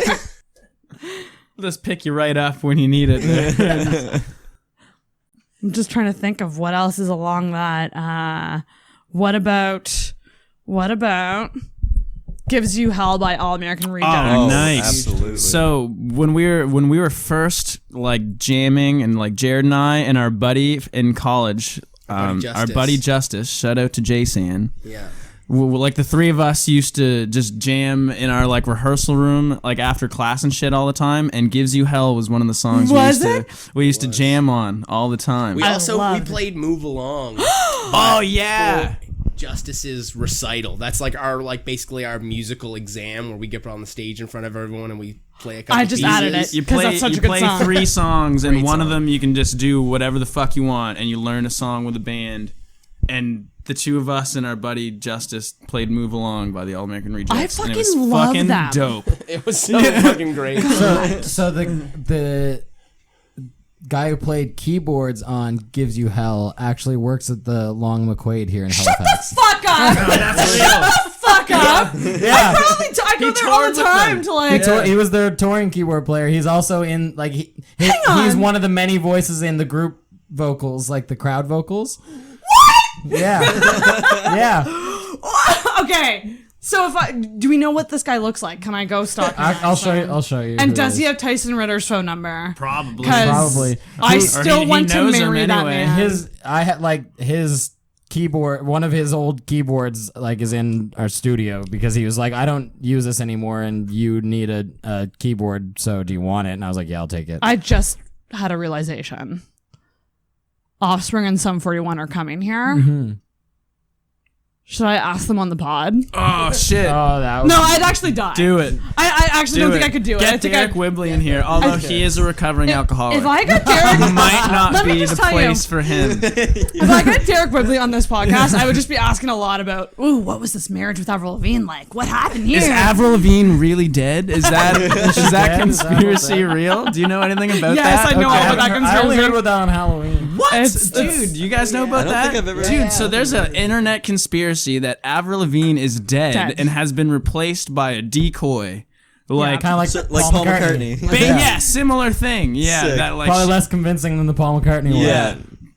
Of like all fucking people, like why the fuck would that's hilarious. you cover up Avril Lavigne's death? Okay, I'm just gonna throw it back. Like, yes, back to the playlist. Well, I was just gonna say the Dashboard Confessional song I was trying to think of is "Stolen." Oh, I love that. You have stolen my heart. Yeah, and also that was my song with my first girlfriend. And also, since we're on the topic, "Complicated" by Avril Lavigne. Oh, that's gotta go on. That's gotta go on there. Although, if we are talking Heartbreak, I think My Happy Ending would be the better choice. Fair enough. That's. Well, let's get some Avril on there. Make sure she's still alive. R.I.P. Jeez, what else did we put on there? What's like a song like? I mean, and I'm thinking of songs that like if it were to come on at a bar, like people would just like like that Mr. Brightside feeling of like you just fucking belt it out. Hands Down is similar. I feel like. That's just like a belting song. The Middle by Jimmy Eat World. Yes. Okay. Which also Jimmy Eat World's coming to Halifax in April. That. To the Seahorse? No, Marquee. The Marquee. Yeah. That show sold out before the tickets went on sale. The pre-sale tickets sold out the whole show, but they added a second one. But Jimmy Eat World are one of my favorite bands, so I'm just really fucking. Are you going? Yeah. Oh yeah. I gotta also, The Middle by Zed. Oh, by Zed? Very different. Get the two middles the together. double middle, yeah. That was a huge song for us during the process of making this. Minutes since I heard that song. I love that one. Yeah, as far as like the flashiest, shiniest like pop tunes, that's the Scott. Never Really Over by Katy Perry. Oh my god, good choice. We fucking love Katy Perry. Yeah, I love her too. I saw her. I was front row for her concert like a couple years ago. Talking about that in the episode we were listening to earlier. One of the best days of my life. Never really, and that's actually goes in great with this whole theme of this. I really like this playlist. It is a good, well-rounded. Like, is there anything else? I feel like we could keep adding to this too. Oh yeah. Even after the pod's over. Any more killers? I feel like there's not enough killers. So let's go killers. Let's Smile Like You Mean It. Ooh, that's a good one. Yeah, we did a super cool cover of that song once. Smile. Oh, I was Just just one going to ask time. about covers and what kind of covers have you done or want to do? We in the love future? doing covers. We played Teenage Dream at the first show. Shut the fuck up. Oh yeah. I would die. Our like a very Rocky first show. version of Teenage Kinda, Dream. yeah. Oh. We have to bust that back out. It's been a minute. We also played Since You've Been Gone by Kelly Clarkson with our good friend Natalie Lynn one time, and that was fucking lit. Which also That should go on there. Include that song. on there too. Symbol of Your Love. Oh yeah! Shout out to Natalie Lynn or Loviet. She's just started with a new, just rebranded. Symbol of Your Love by Loviet. Yeah, Ooh, that's got it it. there. Yeah, she's from from here, lives in Toronto-based artist now, but shout out to Loviet and Natalie and Ryan. Those guys are fucking awesome. Loviet. I think I'm just trying to think of what killer songs would be good for this. Read My Mind, that's a good one. We play When You Were Young a lot. When You Were Young? Yeah, let's do that. We covered that one a couple times. Is there still any songs that you want to cover going forward? So many. Oh yeah. We have a whole list of 2000s. mid 2000s covers that we want to play. Yeah. Best era. Exactly. Truly. Especially like everybody is always like doing retro nights and 90s nights now, but like all the best shit. We Want to Be It by the Tragically Hip. We Want to Be It. Nice. That's a good tune. Yeah. That's not a heartbreak song, but you know what? Fuck it at this point. Yeah. Love song. It's a love song, song, though. yeah. Yeah, it works. Tragically. Yeah. The hip are huge. Yeah, for we us. do love the tragically hip. I mean, you have 2 eyes and a heart, so. What else? Well, that's fucking. I think that's pretty fucking solid, good. solid playlist. I mean, we can keep building on it. But the other game. Oh, what did you think? I was gonna just because we were talking about the boys earlier. About You by Neon Dreams. Ooh, yeah. Oh yeah. Shout out to the homies. Yeah. Neon Dreams. Got it. It's added. This is a bitchin' playlist. So that's called Intoxicated Losing Sleep on Spotify. Nice. Check it out. Another game I wanted to play, just on the subject of your guys' dynamics. This might cause some fights, but I don't care. I don't know any band that spends more time together than we do. That's real. Okay. So, Yeah. So this is going to be a game of who's most likely to. all right. Okay. So feel free to discuss. Oh god. discuss I'm already and in trouble for this disagree. one. Zach's in trouble. Yikes. So I picked a couple. Tried to think of these before he came over. Who is most likely to throw a diva fit before a show? I really want to say Bryson. Probably me. It depends on what it's about. It depends on what If it's about technical shit, definitely me. Bryson. Yeah. But it's Bryson or Owen. Yeah. One of these two? Oh, yeah, definitely. Oh, damn. Yeah. So, like, in terms of stress, like, I mean, there's lots of things that can come up before a show and stresses that can come up before a show. And how you deal with that stress is always, it's very individual to you. So some people deal with it by throwing a diva I fit. can be a generally anxious person, so I'm just always like, as soon as we're like loading in and shit, I just want to play and like kind of just get it done, and I'm just constantly thinking nobody's gonna come to all of our shows, and that like just all the time. Stressful. That's stressful. So like the like couple hours leading up to every set I've ever played, I'm always just like kind of fucking buzzing a little bit. So, yeah, a little on edge. So probably me, but then like Bryson gets all up in arms about techie stuff. Yeah, so if anything's not going right with like anything to do with the stage and the gear and the sound, I'm miserable. You're a perfectionist with that kind of thing. Yeah. That's good though. It's good to have that person who's obsessed with that to make things go good. It's so helpful. It definitely contributes to. I'm so glad it's not me. It definitely contributes to like what makes us who we are. Right. Like personality types different. Yeah. Well, I just mean as a band, as far as like our the attention to detail that is paid, especially when it comes to showtime, like to sound and aesthetic and stuff. And I'm definitely the biggest bitch about that stuff. Damn. So I think the consensus is that it's you then. Probably. But because that's the thing that the shit that's most likely to go wrong, and therefore I'm most likely to be upset about it. But as far as like who's generally like kind of just freaking out the most before a set, it's definitely me. Definitely. Like nerves. Some nerves. Yeah. Do you guys get nervous before shows? Yeah, that was what I was literally about to say. Like I've been playing shows since I was like 15, and I've never not been a little bit nervous before a show. Ever. Interesting. Like. Interesting. Yeah. Well, I mean, and it's when I talk to comedians about it too, it's the same kind of thing. A lot of them get nervous too. It depends on the show for me if it's like a bigger one, but I usually it's like almost saying he gets nervous about people showing up, and I'm never nervous about like playing the show. I'm nervous about everything else to do with it. Like playing the set's the easy part for me. It's all the other moving parts. Yeah. Yeah, I feel you on that. That's how I feel before live streams. I'm like, once I'm here, and even episodes, like once I'm here talking to y'all, it's fine. But leading up to it, I'm just like, is everything gonna work? And like, are the mics gonna work? And it really it's always good too. Like I always want to have like a tech person that was just obsessed with that, so that I could just focus on this. Yeah. It's always good to have that. I'm always the one, especially for post-show freakouts.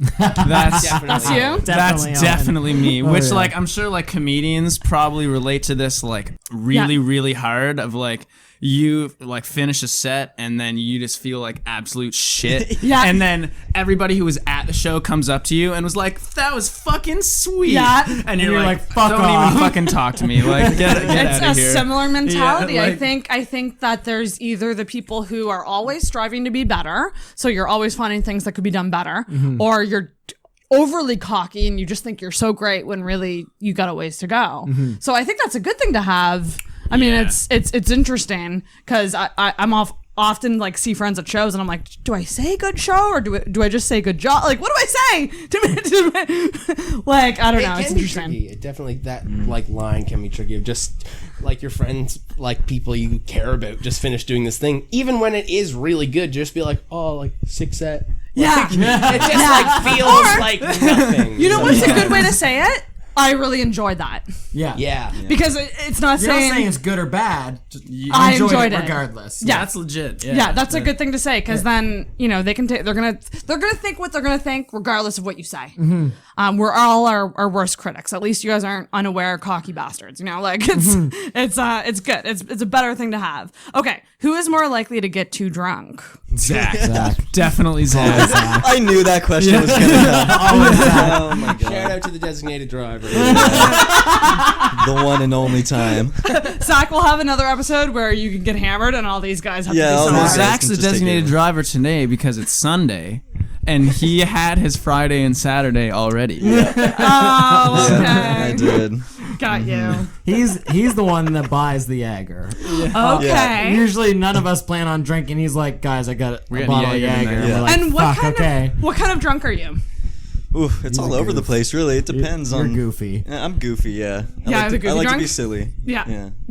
Monkey suit. Yeah, he puts Oh on yeah, that monkey doesn't onesie. happen very often, but when I get That's like, a level. That's a line. But the that gets fact that passed. that's a level that you have, yeah, What's the monkey suit? It's I just have a this onesie that looks like a monkey. yeah, and it's a monkey onesie, and I just throw it on. Is there any pictures When you're of it? drunk? Yeah, it's Ooh. one of the first times I ever had Jaeger and got like the drunkest I ever been. I got in that nose, like I can't remember where it was to be exact, but Interesting. fair. but yeah, A goofy drunk is good. At least you're not. There's so many different kinds of drunk. totally. And they're not always fun. It gets you a know? little goofy and a little gay. Zach likes kisses when he's drunk. I mean, I like kisses all the time. So, you know. He'll just ask for It's them. just when I he's ask for them when I'm drunk. Yeah. That's funny. Touchy-feely drunk. I like it. Okay, next one. Most likely... Oh, ooh, this might cause fights. Most likely to bail on plans. Zach. Get roasted. Yeah. No, that's fair. Well, That's fair. it's probably like as far as like everybody like we like planned on doing something, and then everybody like, where the fuck is Zach? Right. That's like, and he's asleep or something. So maybe it's not so much that you purposely bailed, or like maybe you forgot. Is that I don't is that normally the case? forget. It's normally just He bitches out a I lot. bitch out or I sleep. Or bitches out to sleep. Yeah. But 9 to 10 hours, eh? Yeah. Exactly. That's not It's enough. like a cat. You just need to sleep for those 16 hours a day or whatever. That's so and then the funny. time you're awake, you're annoying everybody. Yeah. Zach is one of the best forms of birth control that I have. Thank you, Bryson. This I is- love Well, you too. Cody's into the worse, roast. though. No, Cody? I have my roommate. Bryson's Cody. roommate. Oh, okay. He's Our homie. Also one of my best friends. So yeah. I guess like to give some perspective.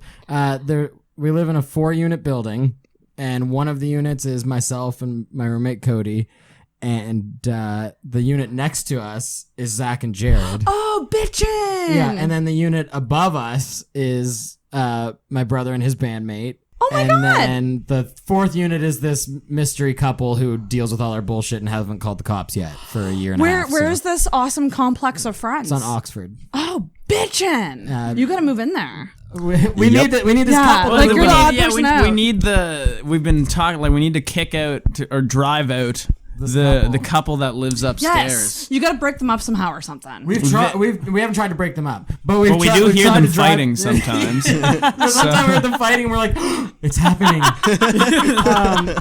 But That's funny. We are non-apologetic with our volume, and they haven't said a thing yet. So Well, like the studio where we recorded this record is in the basement of this of my complex. place. Oh, okay. So it's in the opposing corner of the building. So like anytime we want to party or be loud or listen to music, we just go hang in the studio because it's the furthest from them, and there's like 2 firewalls in between. Yeah, the they're sound down and here, them. or we're down Right. here, and they're up here. Yeah. So It's awesome living near friends though, isn't it? Like there's nothing better. oh, it's the And best. then Owen only lives like I a have like 10-minute walk. Oh, okay, that's pretty fucking sweet then. There you go. And we've got a really big, really close group of friends. There's like 15 to 20 of us. Oh, that's I guess. amazing.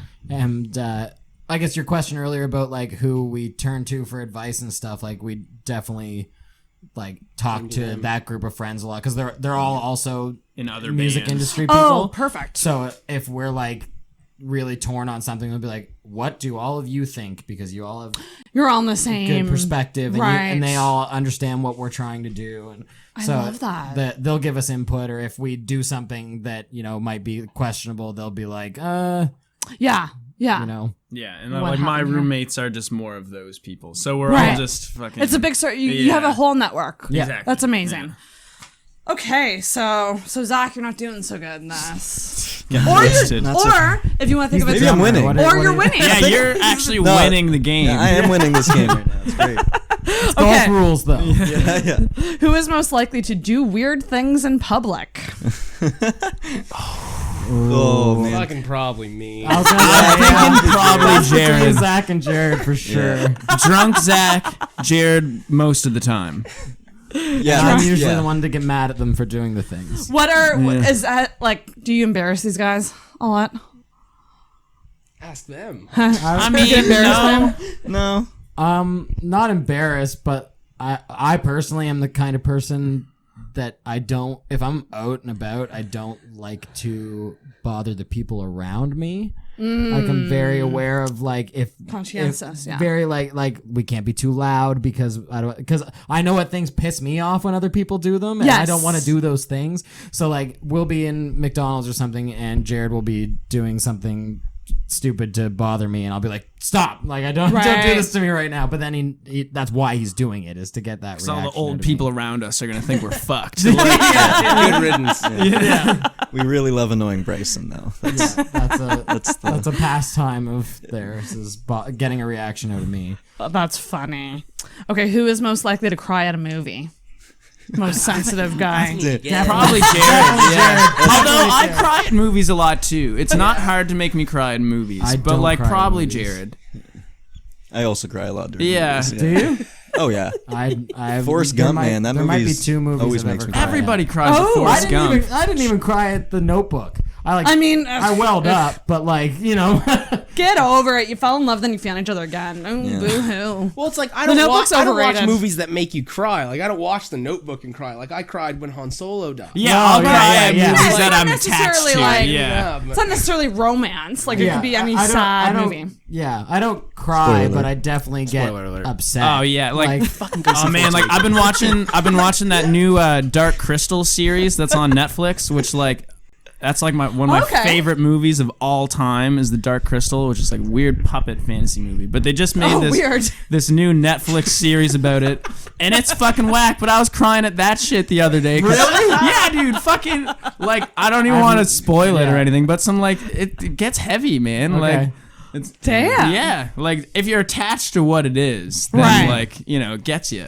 I'm a big crier, but I'll do the thing where I've been doing the thing lately where I've been repressing my emotions, but then they'll come out. It's a lot of fun. It's a lot of fun, but then I'll feel like I'll have to get it out, so I'll watch a lot of animal rescue videos on YouTube. Oh, that's a good way to get yourself. Or the dogs when their owner has been away on in the forces or something, and they come home and the dogs lose even their worse minds. than that. Like I'm talking like animal rescue, like cats like stuck abused in like animals, sticky like, traps. Yeah. And then but then they're normally really good because they turn around and they're like, okay, look, the cat recovered, and there's normally a whole journey that you go on with these videos, but it's really cruel, and I do it to myself all the time just to cry, to cry. I mean, sometimes you just gotta do it, but like I just need to feel something. Yep. I just need to watch this fucking cat get rescued and bring myself back to life. It's a dark place to go. I mean, there are darker places on YouTube. But is there animal rescue is where I go a What's lot. the video that CJ is talking about that keeps coming up of like a goose or something? When he okay, our buddy CJ falls in these holes often. Similar holes. But for him, he's all about the animals being reunited with their owners. Oh yeah, that's always that's like bittersweet. Yeah. So he was saying how there's this video of a goose or something that the Facebook algorithm keeps feeding to him, and he knows that he needs to put his phone down and get out of the hole when that goose video comes up. He's like, okay, it's fine. I've seen everything past this point. Okay. I want to know what this goose video is. I don't know. I'm gonna ask him. Well, find it and send it to me later. Yeah. Because did you guys hear about the geese in Dartmouth being like attacking people? No. Yeah, apparently the geese from These Sullivan's ones they Pond defended so honorably 2 years ago. Yeah, they're now they attacked an old man and put him in a hospital. Jesus. No, I didn't hear that. I heard that on the radio. Yeah. Nobody listens to the radio, Bryce. Hey, come on. Listen, when I'm driving the courtesy shuttle, and I have to because that's the only thing that's acceptable for everybody that gets in. There you go. Old Otherwise, man getting attacked by geese is acceptable Can you for imagine everyone. being put in the hospital? Being put in the hospital from geese. Yeah. But they are vicious. They are quite vicious animals. Next one. Ooh, this is interesting. Who is most likely to elope with a stranger? So who's most likely to someday you wake up and they're like, oh, I got married. I'm in Vegas right now and I got married. I'm not getting married. Fuck that. Who's the most willing to get swept away with love? Bryson. Bryson, definitely. If one of us was gonna randomly wake up married in Vegas, Bryson. Yeah. It's the hands down guy. Of course it is. Not gonna fight that. It's the dashboard confessional guy. Yeah. I'm the That hopeless makes sense? romantic. Oh yeah. He's the only one that it would just fucking. He'd be like, yeah, let's do it. I'd meet the person and be like, yep. That's so funny. Most likely to start a fight. Probably me. Yeah. But it would be a verbal thing. I think most Not likely physical? to actually throw at somebody would probably be me or Zach. But Probably you. Yeah. I'd be the one that would start the fight, and then Owen would be the one Then that threw I'd the first finish punch. it, yeah. Okay. You're the instigator. From a bunch of guys that would never fight anyone. Yeah, ever. Exactly. Yeah. I've never been in a fight. I was gonna say, have any of us? Because I have been in fights when I was a kid. Never been in a fight. Have the rest of us actually fought anybody? Not really. No, yeah, not really. Because I have a couple times, I hit but I one had a bully in really high bad school, temper that was when I was little. The closest has been when a friend of mine was in a fight, and I hit the guy to get him to fuck off. Right. To kind of distract him for a second, but I've never fought somebody. Right. Gone into it going, I'm going to fight you. I haven't as an adult. I fight with words. Oh, verbally. Okay. Yeah, I don't hit people. So I just you're make not them hit scared themselves. to speak your mind to somebody. No. Bryce might be one of the most blunt people. Oh, I like know. that. Yeah. In a To a good fault. way. No, No, but it's that's- good though. No, in a good way most of the time. I feel like it's mostly good, but you just gotta learn to take it good. You know what I mean? I feel like a lot of people don't want to hear the truth. I always say that I don't call it like it is. I call it as I see it. Right. It could be Because how I see it isn't necessarily how it is. Absolutely. But I'm going to tell you how I see it and take it how you want. If you don't like it, then fuck me, I guess. But I just picture Superbad, that meme from Superbad where it's but Jonah Hill, fuck me, right? But I'm going to tell you what I think. And and that comes into play a lot, especially when we talk about music Might have to be a small stuff. one. Right, you just say it. One of our favorite pastimes is just arguing about how we feel about different aspects of music and artists and songs. The greatest, best, favorite game. Yeah. Okay. What is this? Okay. So there's 3 categories that you sort things into. There's the greatest, best, and favorite, and. So it's a completely subjective, opinion-based game and gets extremely heated. Very Can we play a round right now? Okay. So, Absolutely. So the way it works is great. And they kind of progress in subjectivity. Okay. So the greatest, let's say, okay, so we'll say... I'm out of Red Bull. We need I Red got Bull. some. There is one in the fridge. Is that, Here, there you pass, go. pass that. There should be a couple in the fridge. All right, well, let's... One more would get us. Yeah, go grab one. Go grab one. yeah, this is... So greatest, best, and favorite.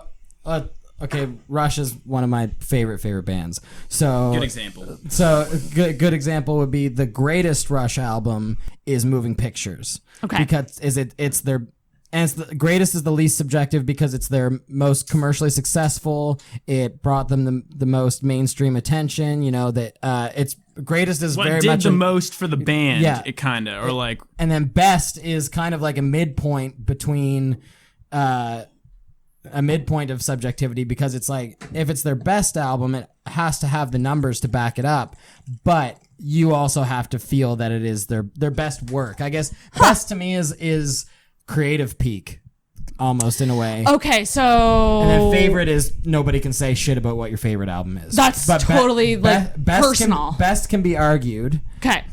Favorite is totally personal, and greatest is like usually the ultimate. It's pretty objective. Greatest is the one you argue about until everyone agrees. Yeah, I really like this. So, do you normally play this with albums or bands? Albums. Yeah, albums? yeah. So you pick a band, and it's their greatest album, best album, your favorite album. So, It could okay, also be a band of a genre. Like it'd be like the greatest band of a genre. Yeah, you could go like greatest, yeah. best favorite like thrash metal bands or whatever, and then go like Metallica, Megadeth, and Slayer or whatever. Like, so we're all fans of the Killers. yeah. So that's Could we do the Killers Absolutely, right now? In yeah. terms best of their favorite albums? Yeah. or songs. Albums. Ooh. I sang song. It might be songs. You want to try because that's gonna be harder, but that's kind of the point of the game. That's gonna be harder. So Let's greatest talk. is Mr. Brightside. Yeah, I think so too. It's Mr. Brightside or when you were Or young. when you were young. Yeah. Can the songs? Can it be both? Can it be the best It can and be the both. greatest? Yeah, you can pick one thing across the board if you want to. It could be literally all three. It could be all three if you want to. Interesting. Let's do the shot. This one goes out to the Killers. So yeah, shout out to the Killers. Shout out to the Killers. Let's get it. Cheers. Clink. Clink clank. Yeah, I agree. Mr. Brightside is the greatest. Do we all agree on that? Does anyone refute? Nah. Like Wish You Were Here. Not Wish You Were Here. When You Were Young is the only one that can compete.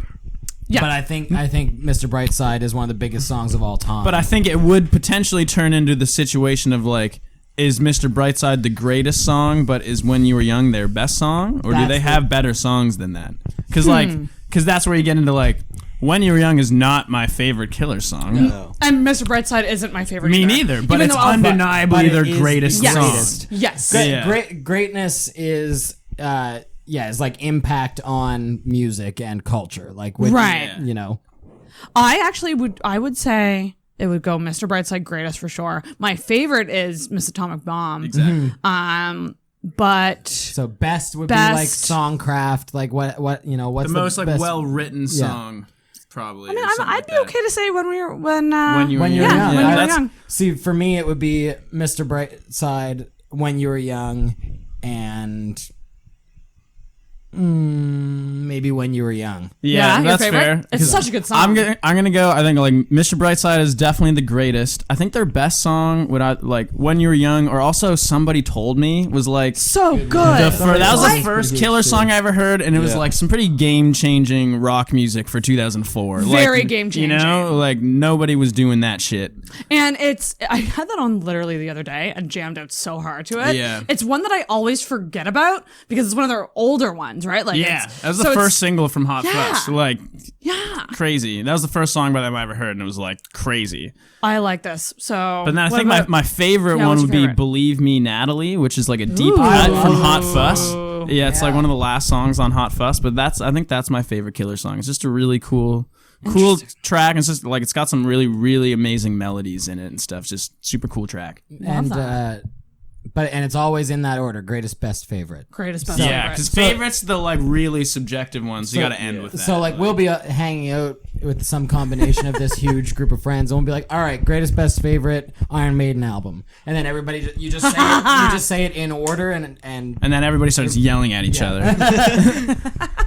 But favorite is like so the beautiful one out of all of them, because the other ones Diamond in the is Rough. just a big argument. Everyone just fights about it. But your favorite is like when you're telling your favorite.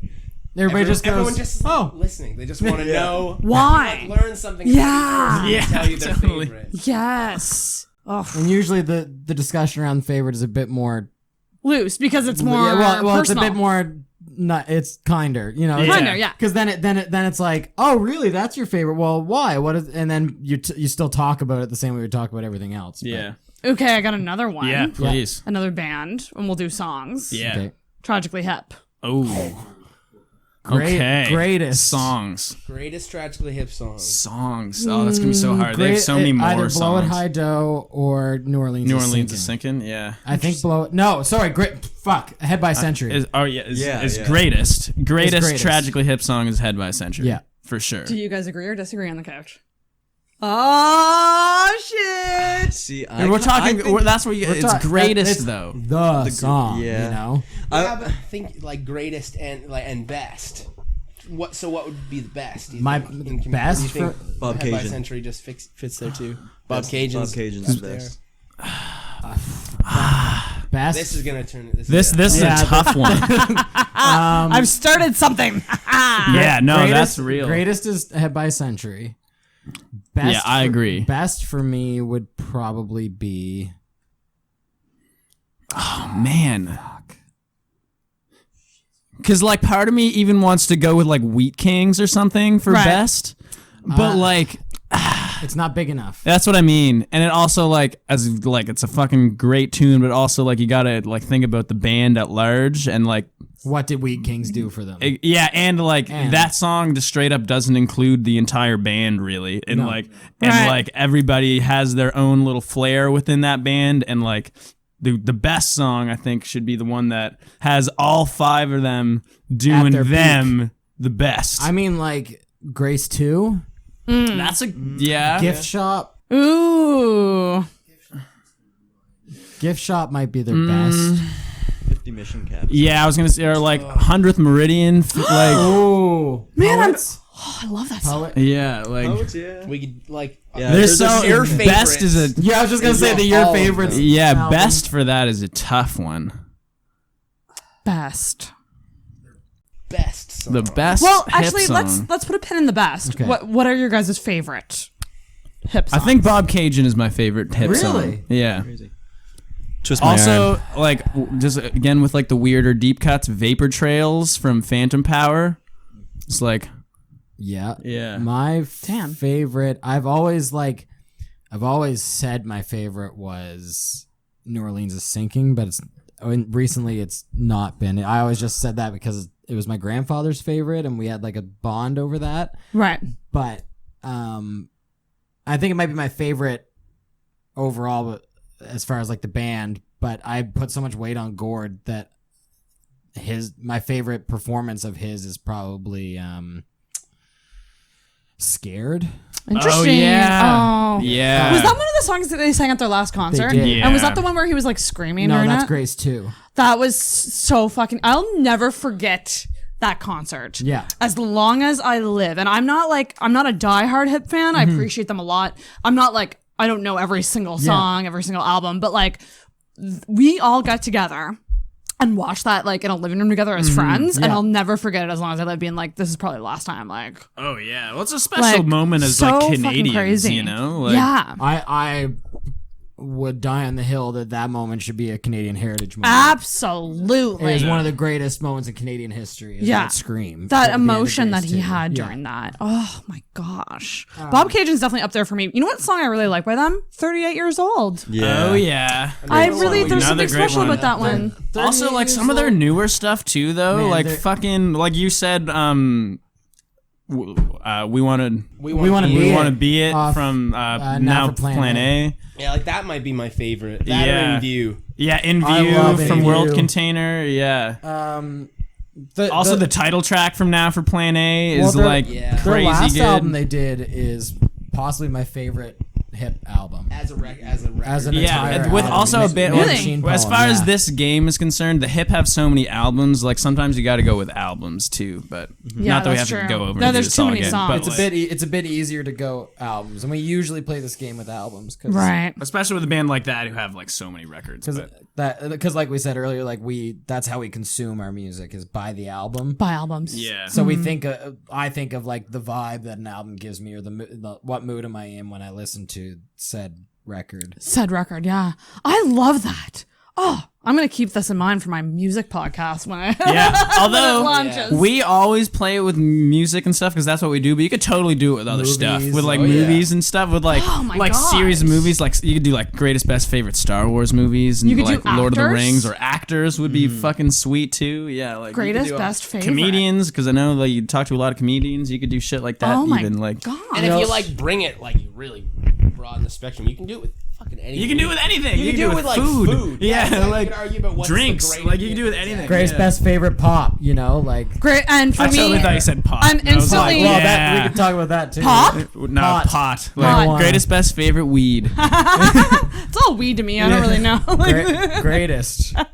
I'm already thinking of Greatest weed? Oh, okay. Oh shit! Like types of weed? Yeah. Pineapple Express. OG Kush. I don't know. I think Pineapple Express is the most like. It doesn't matter. Yeah, it doesn't matter. It's all weed.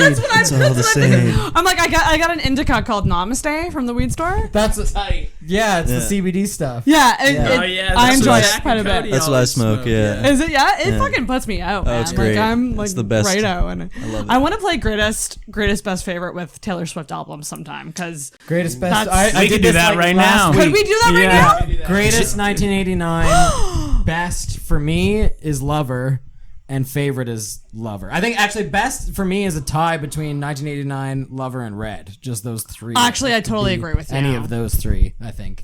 I totally agree. I could. Greatest is 1989 though. Oh because yeah, and she won't top that. She won't top that No. for influence and reach. Yeah, Not is at everybody okay with 1989 being the greatest album? Yeah, like it's one of the greatest pop albums Yeah. of all time. Yeah, especially of the last like decade. But that new one is some good too. It is. It won't hit I the think same it's level. better than 1989. Yeah. As Oh an well, album. in terms of content. Yeah, potentially. Yes. Yeah. I think the writing is better, the production's better. Yeah, But- I have a soft spot in my heart for Reputation. I but love Reputation. Yeah, Jared's But a I big know- Reputation I fan. hate it. And Yeah. it's maybe better. I think Reputation might be better than Lover. the Ooh, new interesting. one. Really? Yeah. That's a deep Okay. cut. Like Bryson can't get into the vibe. musical stylings of that record. It's Well, too there's- dark. So he for me. can't edgy. fully It's edgy appreciate Taylor. like, Yeah. Here's the thing. the sound of like what it does. But Here's the thing about albums. I feel like so much of your connection to an album is based on where you're at in your life. Totally. So, Reputation for me came out exactly when I was going through the same stuff that she was going through. Yeah. Lover is far from it because I'm not in love. I'm very heartbroken. But like I appreciate it so much for what it is. But like I can't really relate to the song Lover, even though I know it's such a great fucking song. Neither can I. Right? We're all just gonna start crying When now. I listen to it, I'm like, oh, Taylor, you Right? bitch. But she even she still because she did a Tiny Desk I was just session. gonna ask if you've Oh, seen yeah. that. Yes. It was great like, hearing her talk about all the Right? stuff. Yeah. And she was talking about how she like was scared that she couldn't write heartbreak songs anymore Yeah. to appeal to people who are heartbroken, and that's why she wrote Death by a Thousand Cuts. Yeah. Which when I first heard it, I was like, fuck this song. This song sucks. that's one of my least favorites on the album. but I've re-listened Yeah. to it and I love it. I don't. I like it. Although when I heard her do it on the Tiny Desk, I definitely Yeah, it change gave your me mind. it gave me a new appreciation for it. Yeah. But I see. I think the thing is that within the album as a whole, Yeah. I'm not that into it. Right. Like I don't. I feel I like think- it takes me out of the whole world. vibe, Takes me out of the yeah. world. I think the worst song on that album is It's Nice to Have a Friend. I feel like that one could be cut. the worst song on that album is Me. Oh, Yes. yeah, Yeah, actually, you know what? That's Fair. one of the worst Man, songs fair. of the year. I was so stoked to see Brendan Urie from Panic at the Disco on a Taylor paper, it should be Swift song, fantastic. Well, and it was another so thing about fucking that disappointing. song is Brendan Urie is the reason that song sucks. Sucks. Not Yeah, like- well, and- and not Oh just my because he God. sucks, but every single His line parts he sings in suck. that song is absolute all garbage. the lyrics of that song are disappointing. fucking dumb, but like Spelling is fun. yeah, it's so yeah, I don't know, but like yeah, it was just a bummer to see somebody from like that like the kind of like more alternative rock, emo, punk rock scene, and obviously Panic at the Disco aren't that anymore, but even still, seeing him on a Taylor song was so dope, and then it was so Right? disappointing. Like I liked it when it came out, but then when I really thought about it, I was like, this song's underwhelming Yeah. compared to like nothing will top Shake It Off. Like Shake It Off, she reached her pinnacle there. Blank What? Space as well. CJ just sent you the Yes. Goose CJ just video. sent me the Goose video. Oh God, what is the Goose video? It's watch this goose and his dad go shopping together at Walmart. I didn't realize that's what this video was. He showed it to me before. It's amazing. So the goose has a like a Walmart support goose. animal vest on. my God. Oh, he's a therapy goose. He's a therapy goose, but the goose is chill as fuck. He's just like I have an walking idea. along I'm gonna and- put it in the screen. Can you Just do one- that? Yeah. Oh my god. Oh, we've got Yeah, we can do a we've got reaction. capabilities. So Yeah, exactly. let's see here. Goose and Young Dad. Jamie in the Walmart. house. What did you just say? I can do this. He just said Joe Rogan. Oh. He's like, he's the computer guy. Okay, he's like the off-screen producer. Yeah, dude. exactly. Will this work? I will be very impressed if it does. Oh no. Oh my Whoa. god. Yeah. I don't know if that's what you meant to do, but something's But working. like, it's pretty cool. Yeah. Is this the Matrix? You guys see that too, right? Yes. Let's see. What happened there? For anyone just listening right now, they're like, "What the fuck?" is Okay, on so the screen? what am I looking up? I'm looking up Walmart. It's not Dad, straight up. This like Walmart Goose might Walmart just Goose. work. Oh, Bang! beautiful. That's that it, one. dude. Yeah. Our pet goose George Okay, goes to now Walmart. We're gonna pause. It's incredible. I love that. We're gonna bring this up. Bring you up. Oh damn it. Let's see. Ah, There he is. perfect. Look at that. This now. is crazy. So cool seeing how right. this stuff happens on the back end, like the imposing shit in the screen, like seeing the software that does it. Right? Pretty cool. So we can put that up there and go sound on. This is gonna come out of my computer speakers though, I think. We're going. Oh wait, actually, you know what? I gotta make sure the sound's coming through.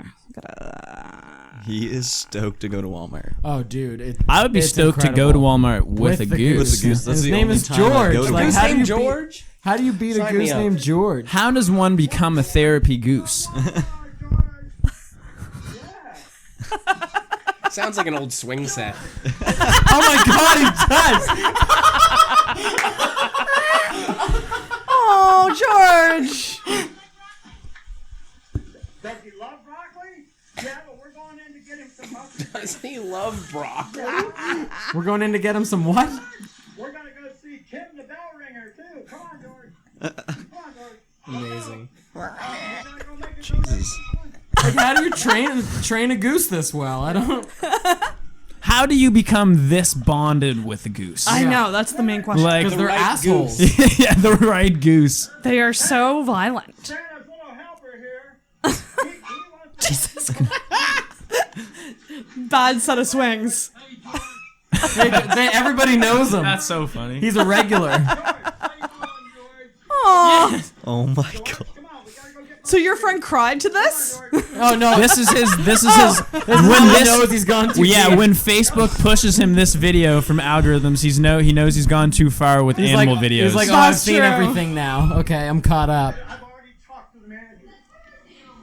They're telling him that he can't come in. Oh my what? god. I've already talked to the manager. Incredible. I love how he just goes, oh, okay. He puts him down and he walks around. Shut the fuck up. Look at all those veggies, George. George is fucking stoked. That's kale, motherfucker. I haven't seen this entire video. The one that This is 5 minutes long. yeah, the one that CJ sent was 3 minutes. Yeah, I don't know. We need to crush this whole video, but Let's skip ahead a bit. God damn. Okay, this is when it gets Oh, good. we got the kale. Doesn't He's so sound like stoked. it's his favorite. Man, it sounds like that. Okay, Oh, if I was in that that Obi-Wan rides. Oh, in the boga. episode 3. The boga in episode 3 that Obi-Wan yeah. rides. That's what that sounds like. Star Wars. Oh yeah, That's for so real. funny. We gotta check out. Yeah, we gotta check out first. Yeah. That kid in the stroller is just like, I what would the be, fuck? I don't know if I'd be pissed or excited if I saw the goose. I'd be stoked on the goose, but then when he doesn't shut up, I'd be like, okay, that's it. I've had enough. I'm immediately over the goose. It's like it'd be like a kid screaming. I'd be like, okay, tell your goose to be quiet. George, Why George, did you bring your goose on a plane? George, shut the fuck up. You'd be in the next aisle and be like, why is there a broken swing set here? Like, That's hilarious. See if they want our money this morning. Whoa. But yeah, my favorite part is him conversing with George through the whole process. Okay, George, let's go. Is, Yeah, is it on a leash? No, he's not. He's going. No, he's trained. going He's freestyle, fucking- dude. Holy fuck. This is insane. That's what I mean. Like, how do you get a goose to follow you around like that? Like, how do you become this good friends with a goose? Dear God. Oh my God, they're going to breakfast. Like, what a homie. Incredible. Wow. Incredible. Okay. So anyway, yeah. That's how, insane. That's how our buddy CJ knows he's caught up on his animals being reunited with their owners. Oh man, on that note, we're going to wrap this episode up. All right. You guys. Incredible. Thanks so much for coming. Thanks for having us. It's fun. Now, you have obviously, we have a lot to plug. So, number one, follow Kids Losing Sleep on social media. So, your Kids Losing Sleep everywhere? Everywhere. Yep, everywhere. Twitter, Instagram, Facebook. We're not really tweet, big but Twitter guys. We're on there. No one is. You just got to be on there just to say you're on there. Yeah, That's it. Yeah. And you have a website. Yeah. KidsLosingSleep.com. Yeah. And you have something coming up in December, don't you? Like December 13th launch? at the Seahorse Tavern, we have our EP release party. So you're going to be playing there. And Yep. we've got a couple our friends in another band called Sunday Girl. Nice. Are playing, as well as we're waiting to hear back on another band to fill the other slot. But awesome. So yeah, you can catch us December 13th at the Seahorse Tavern with Sunday Girl. We're doing Nova Scotia Music Week next week as well. Yes. So if you're around in Truro, we'll be there. That's amazing. So. and we're playing at SMU for a Movember fundraiser. Oh, fun. Yeah. Yeah, and that's the Braden 21st. Lamb, or Driftwood with People. Driftwood People. Yeah. Good Year Good. Bitchin'. And you guys have to download the EP. Obviously, that's the biggest plug of this whole thing, right? Stream, download. It's available everywhere, right? It's available everywhere you find music. Everywhere you find music. It's really fucking good, you guys. I really fucking dig it. And if you ever need an extra for your music video, I'm around. Good to know. Just saying, I can play a bitchy girl if you need me to play a bitchy girl. I'm really good at that.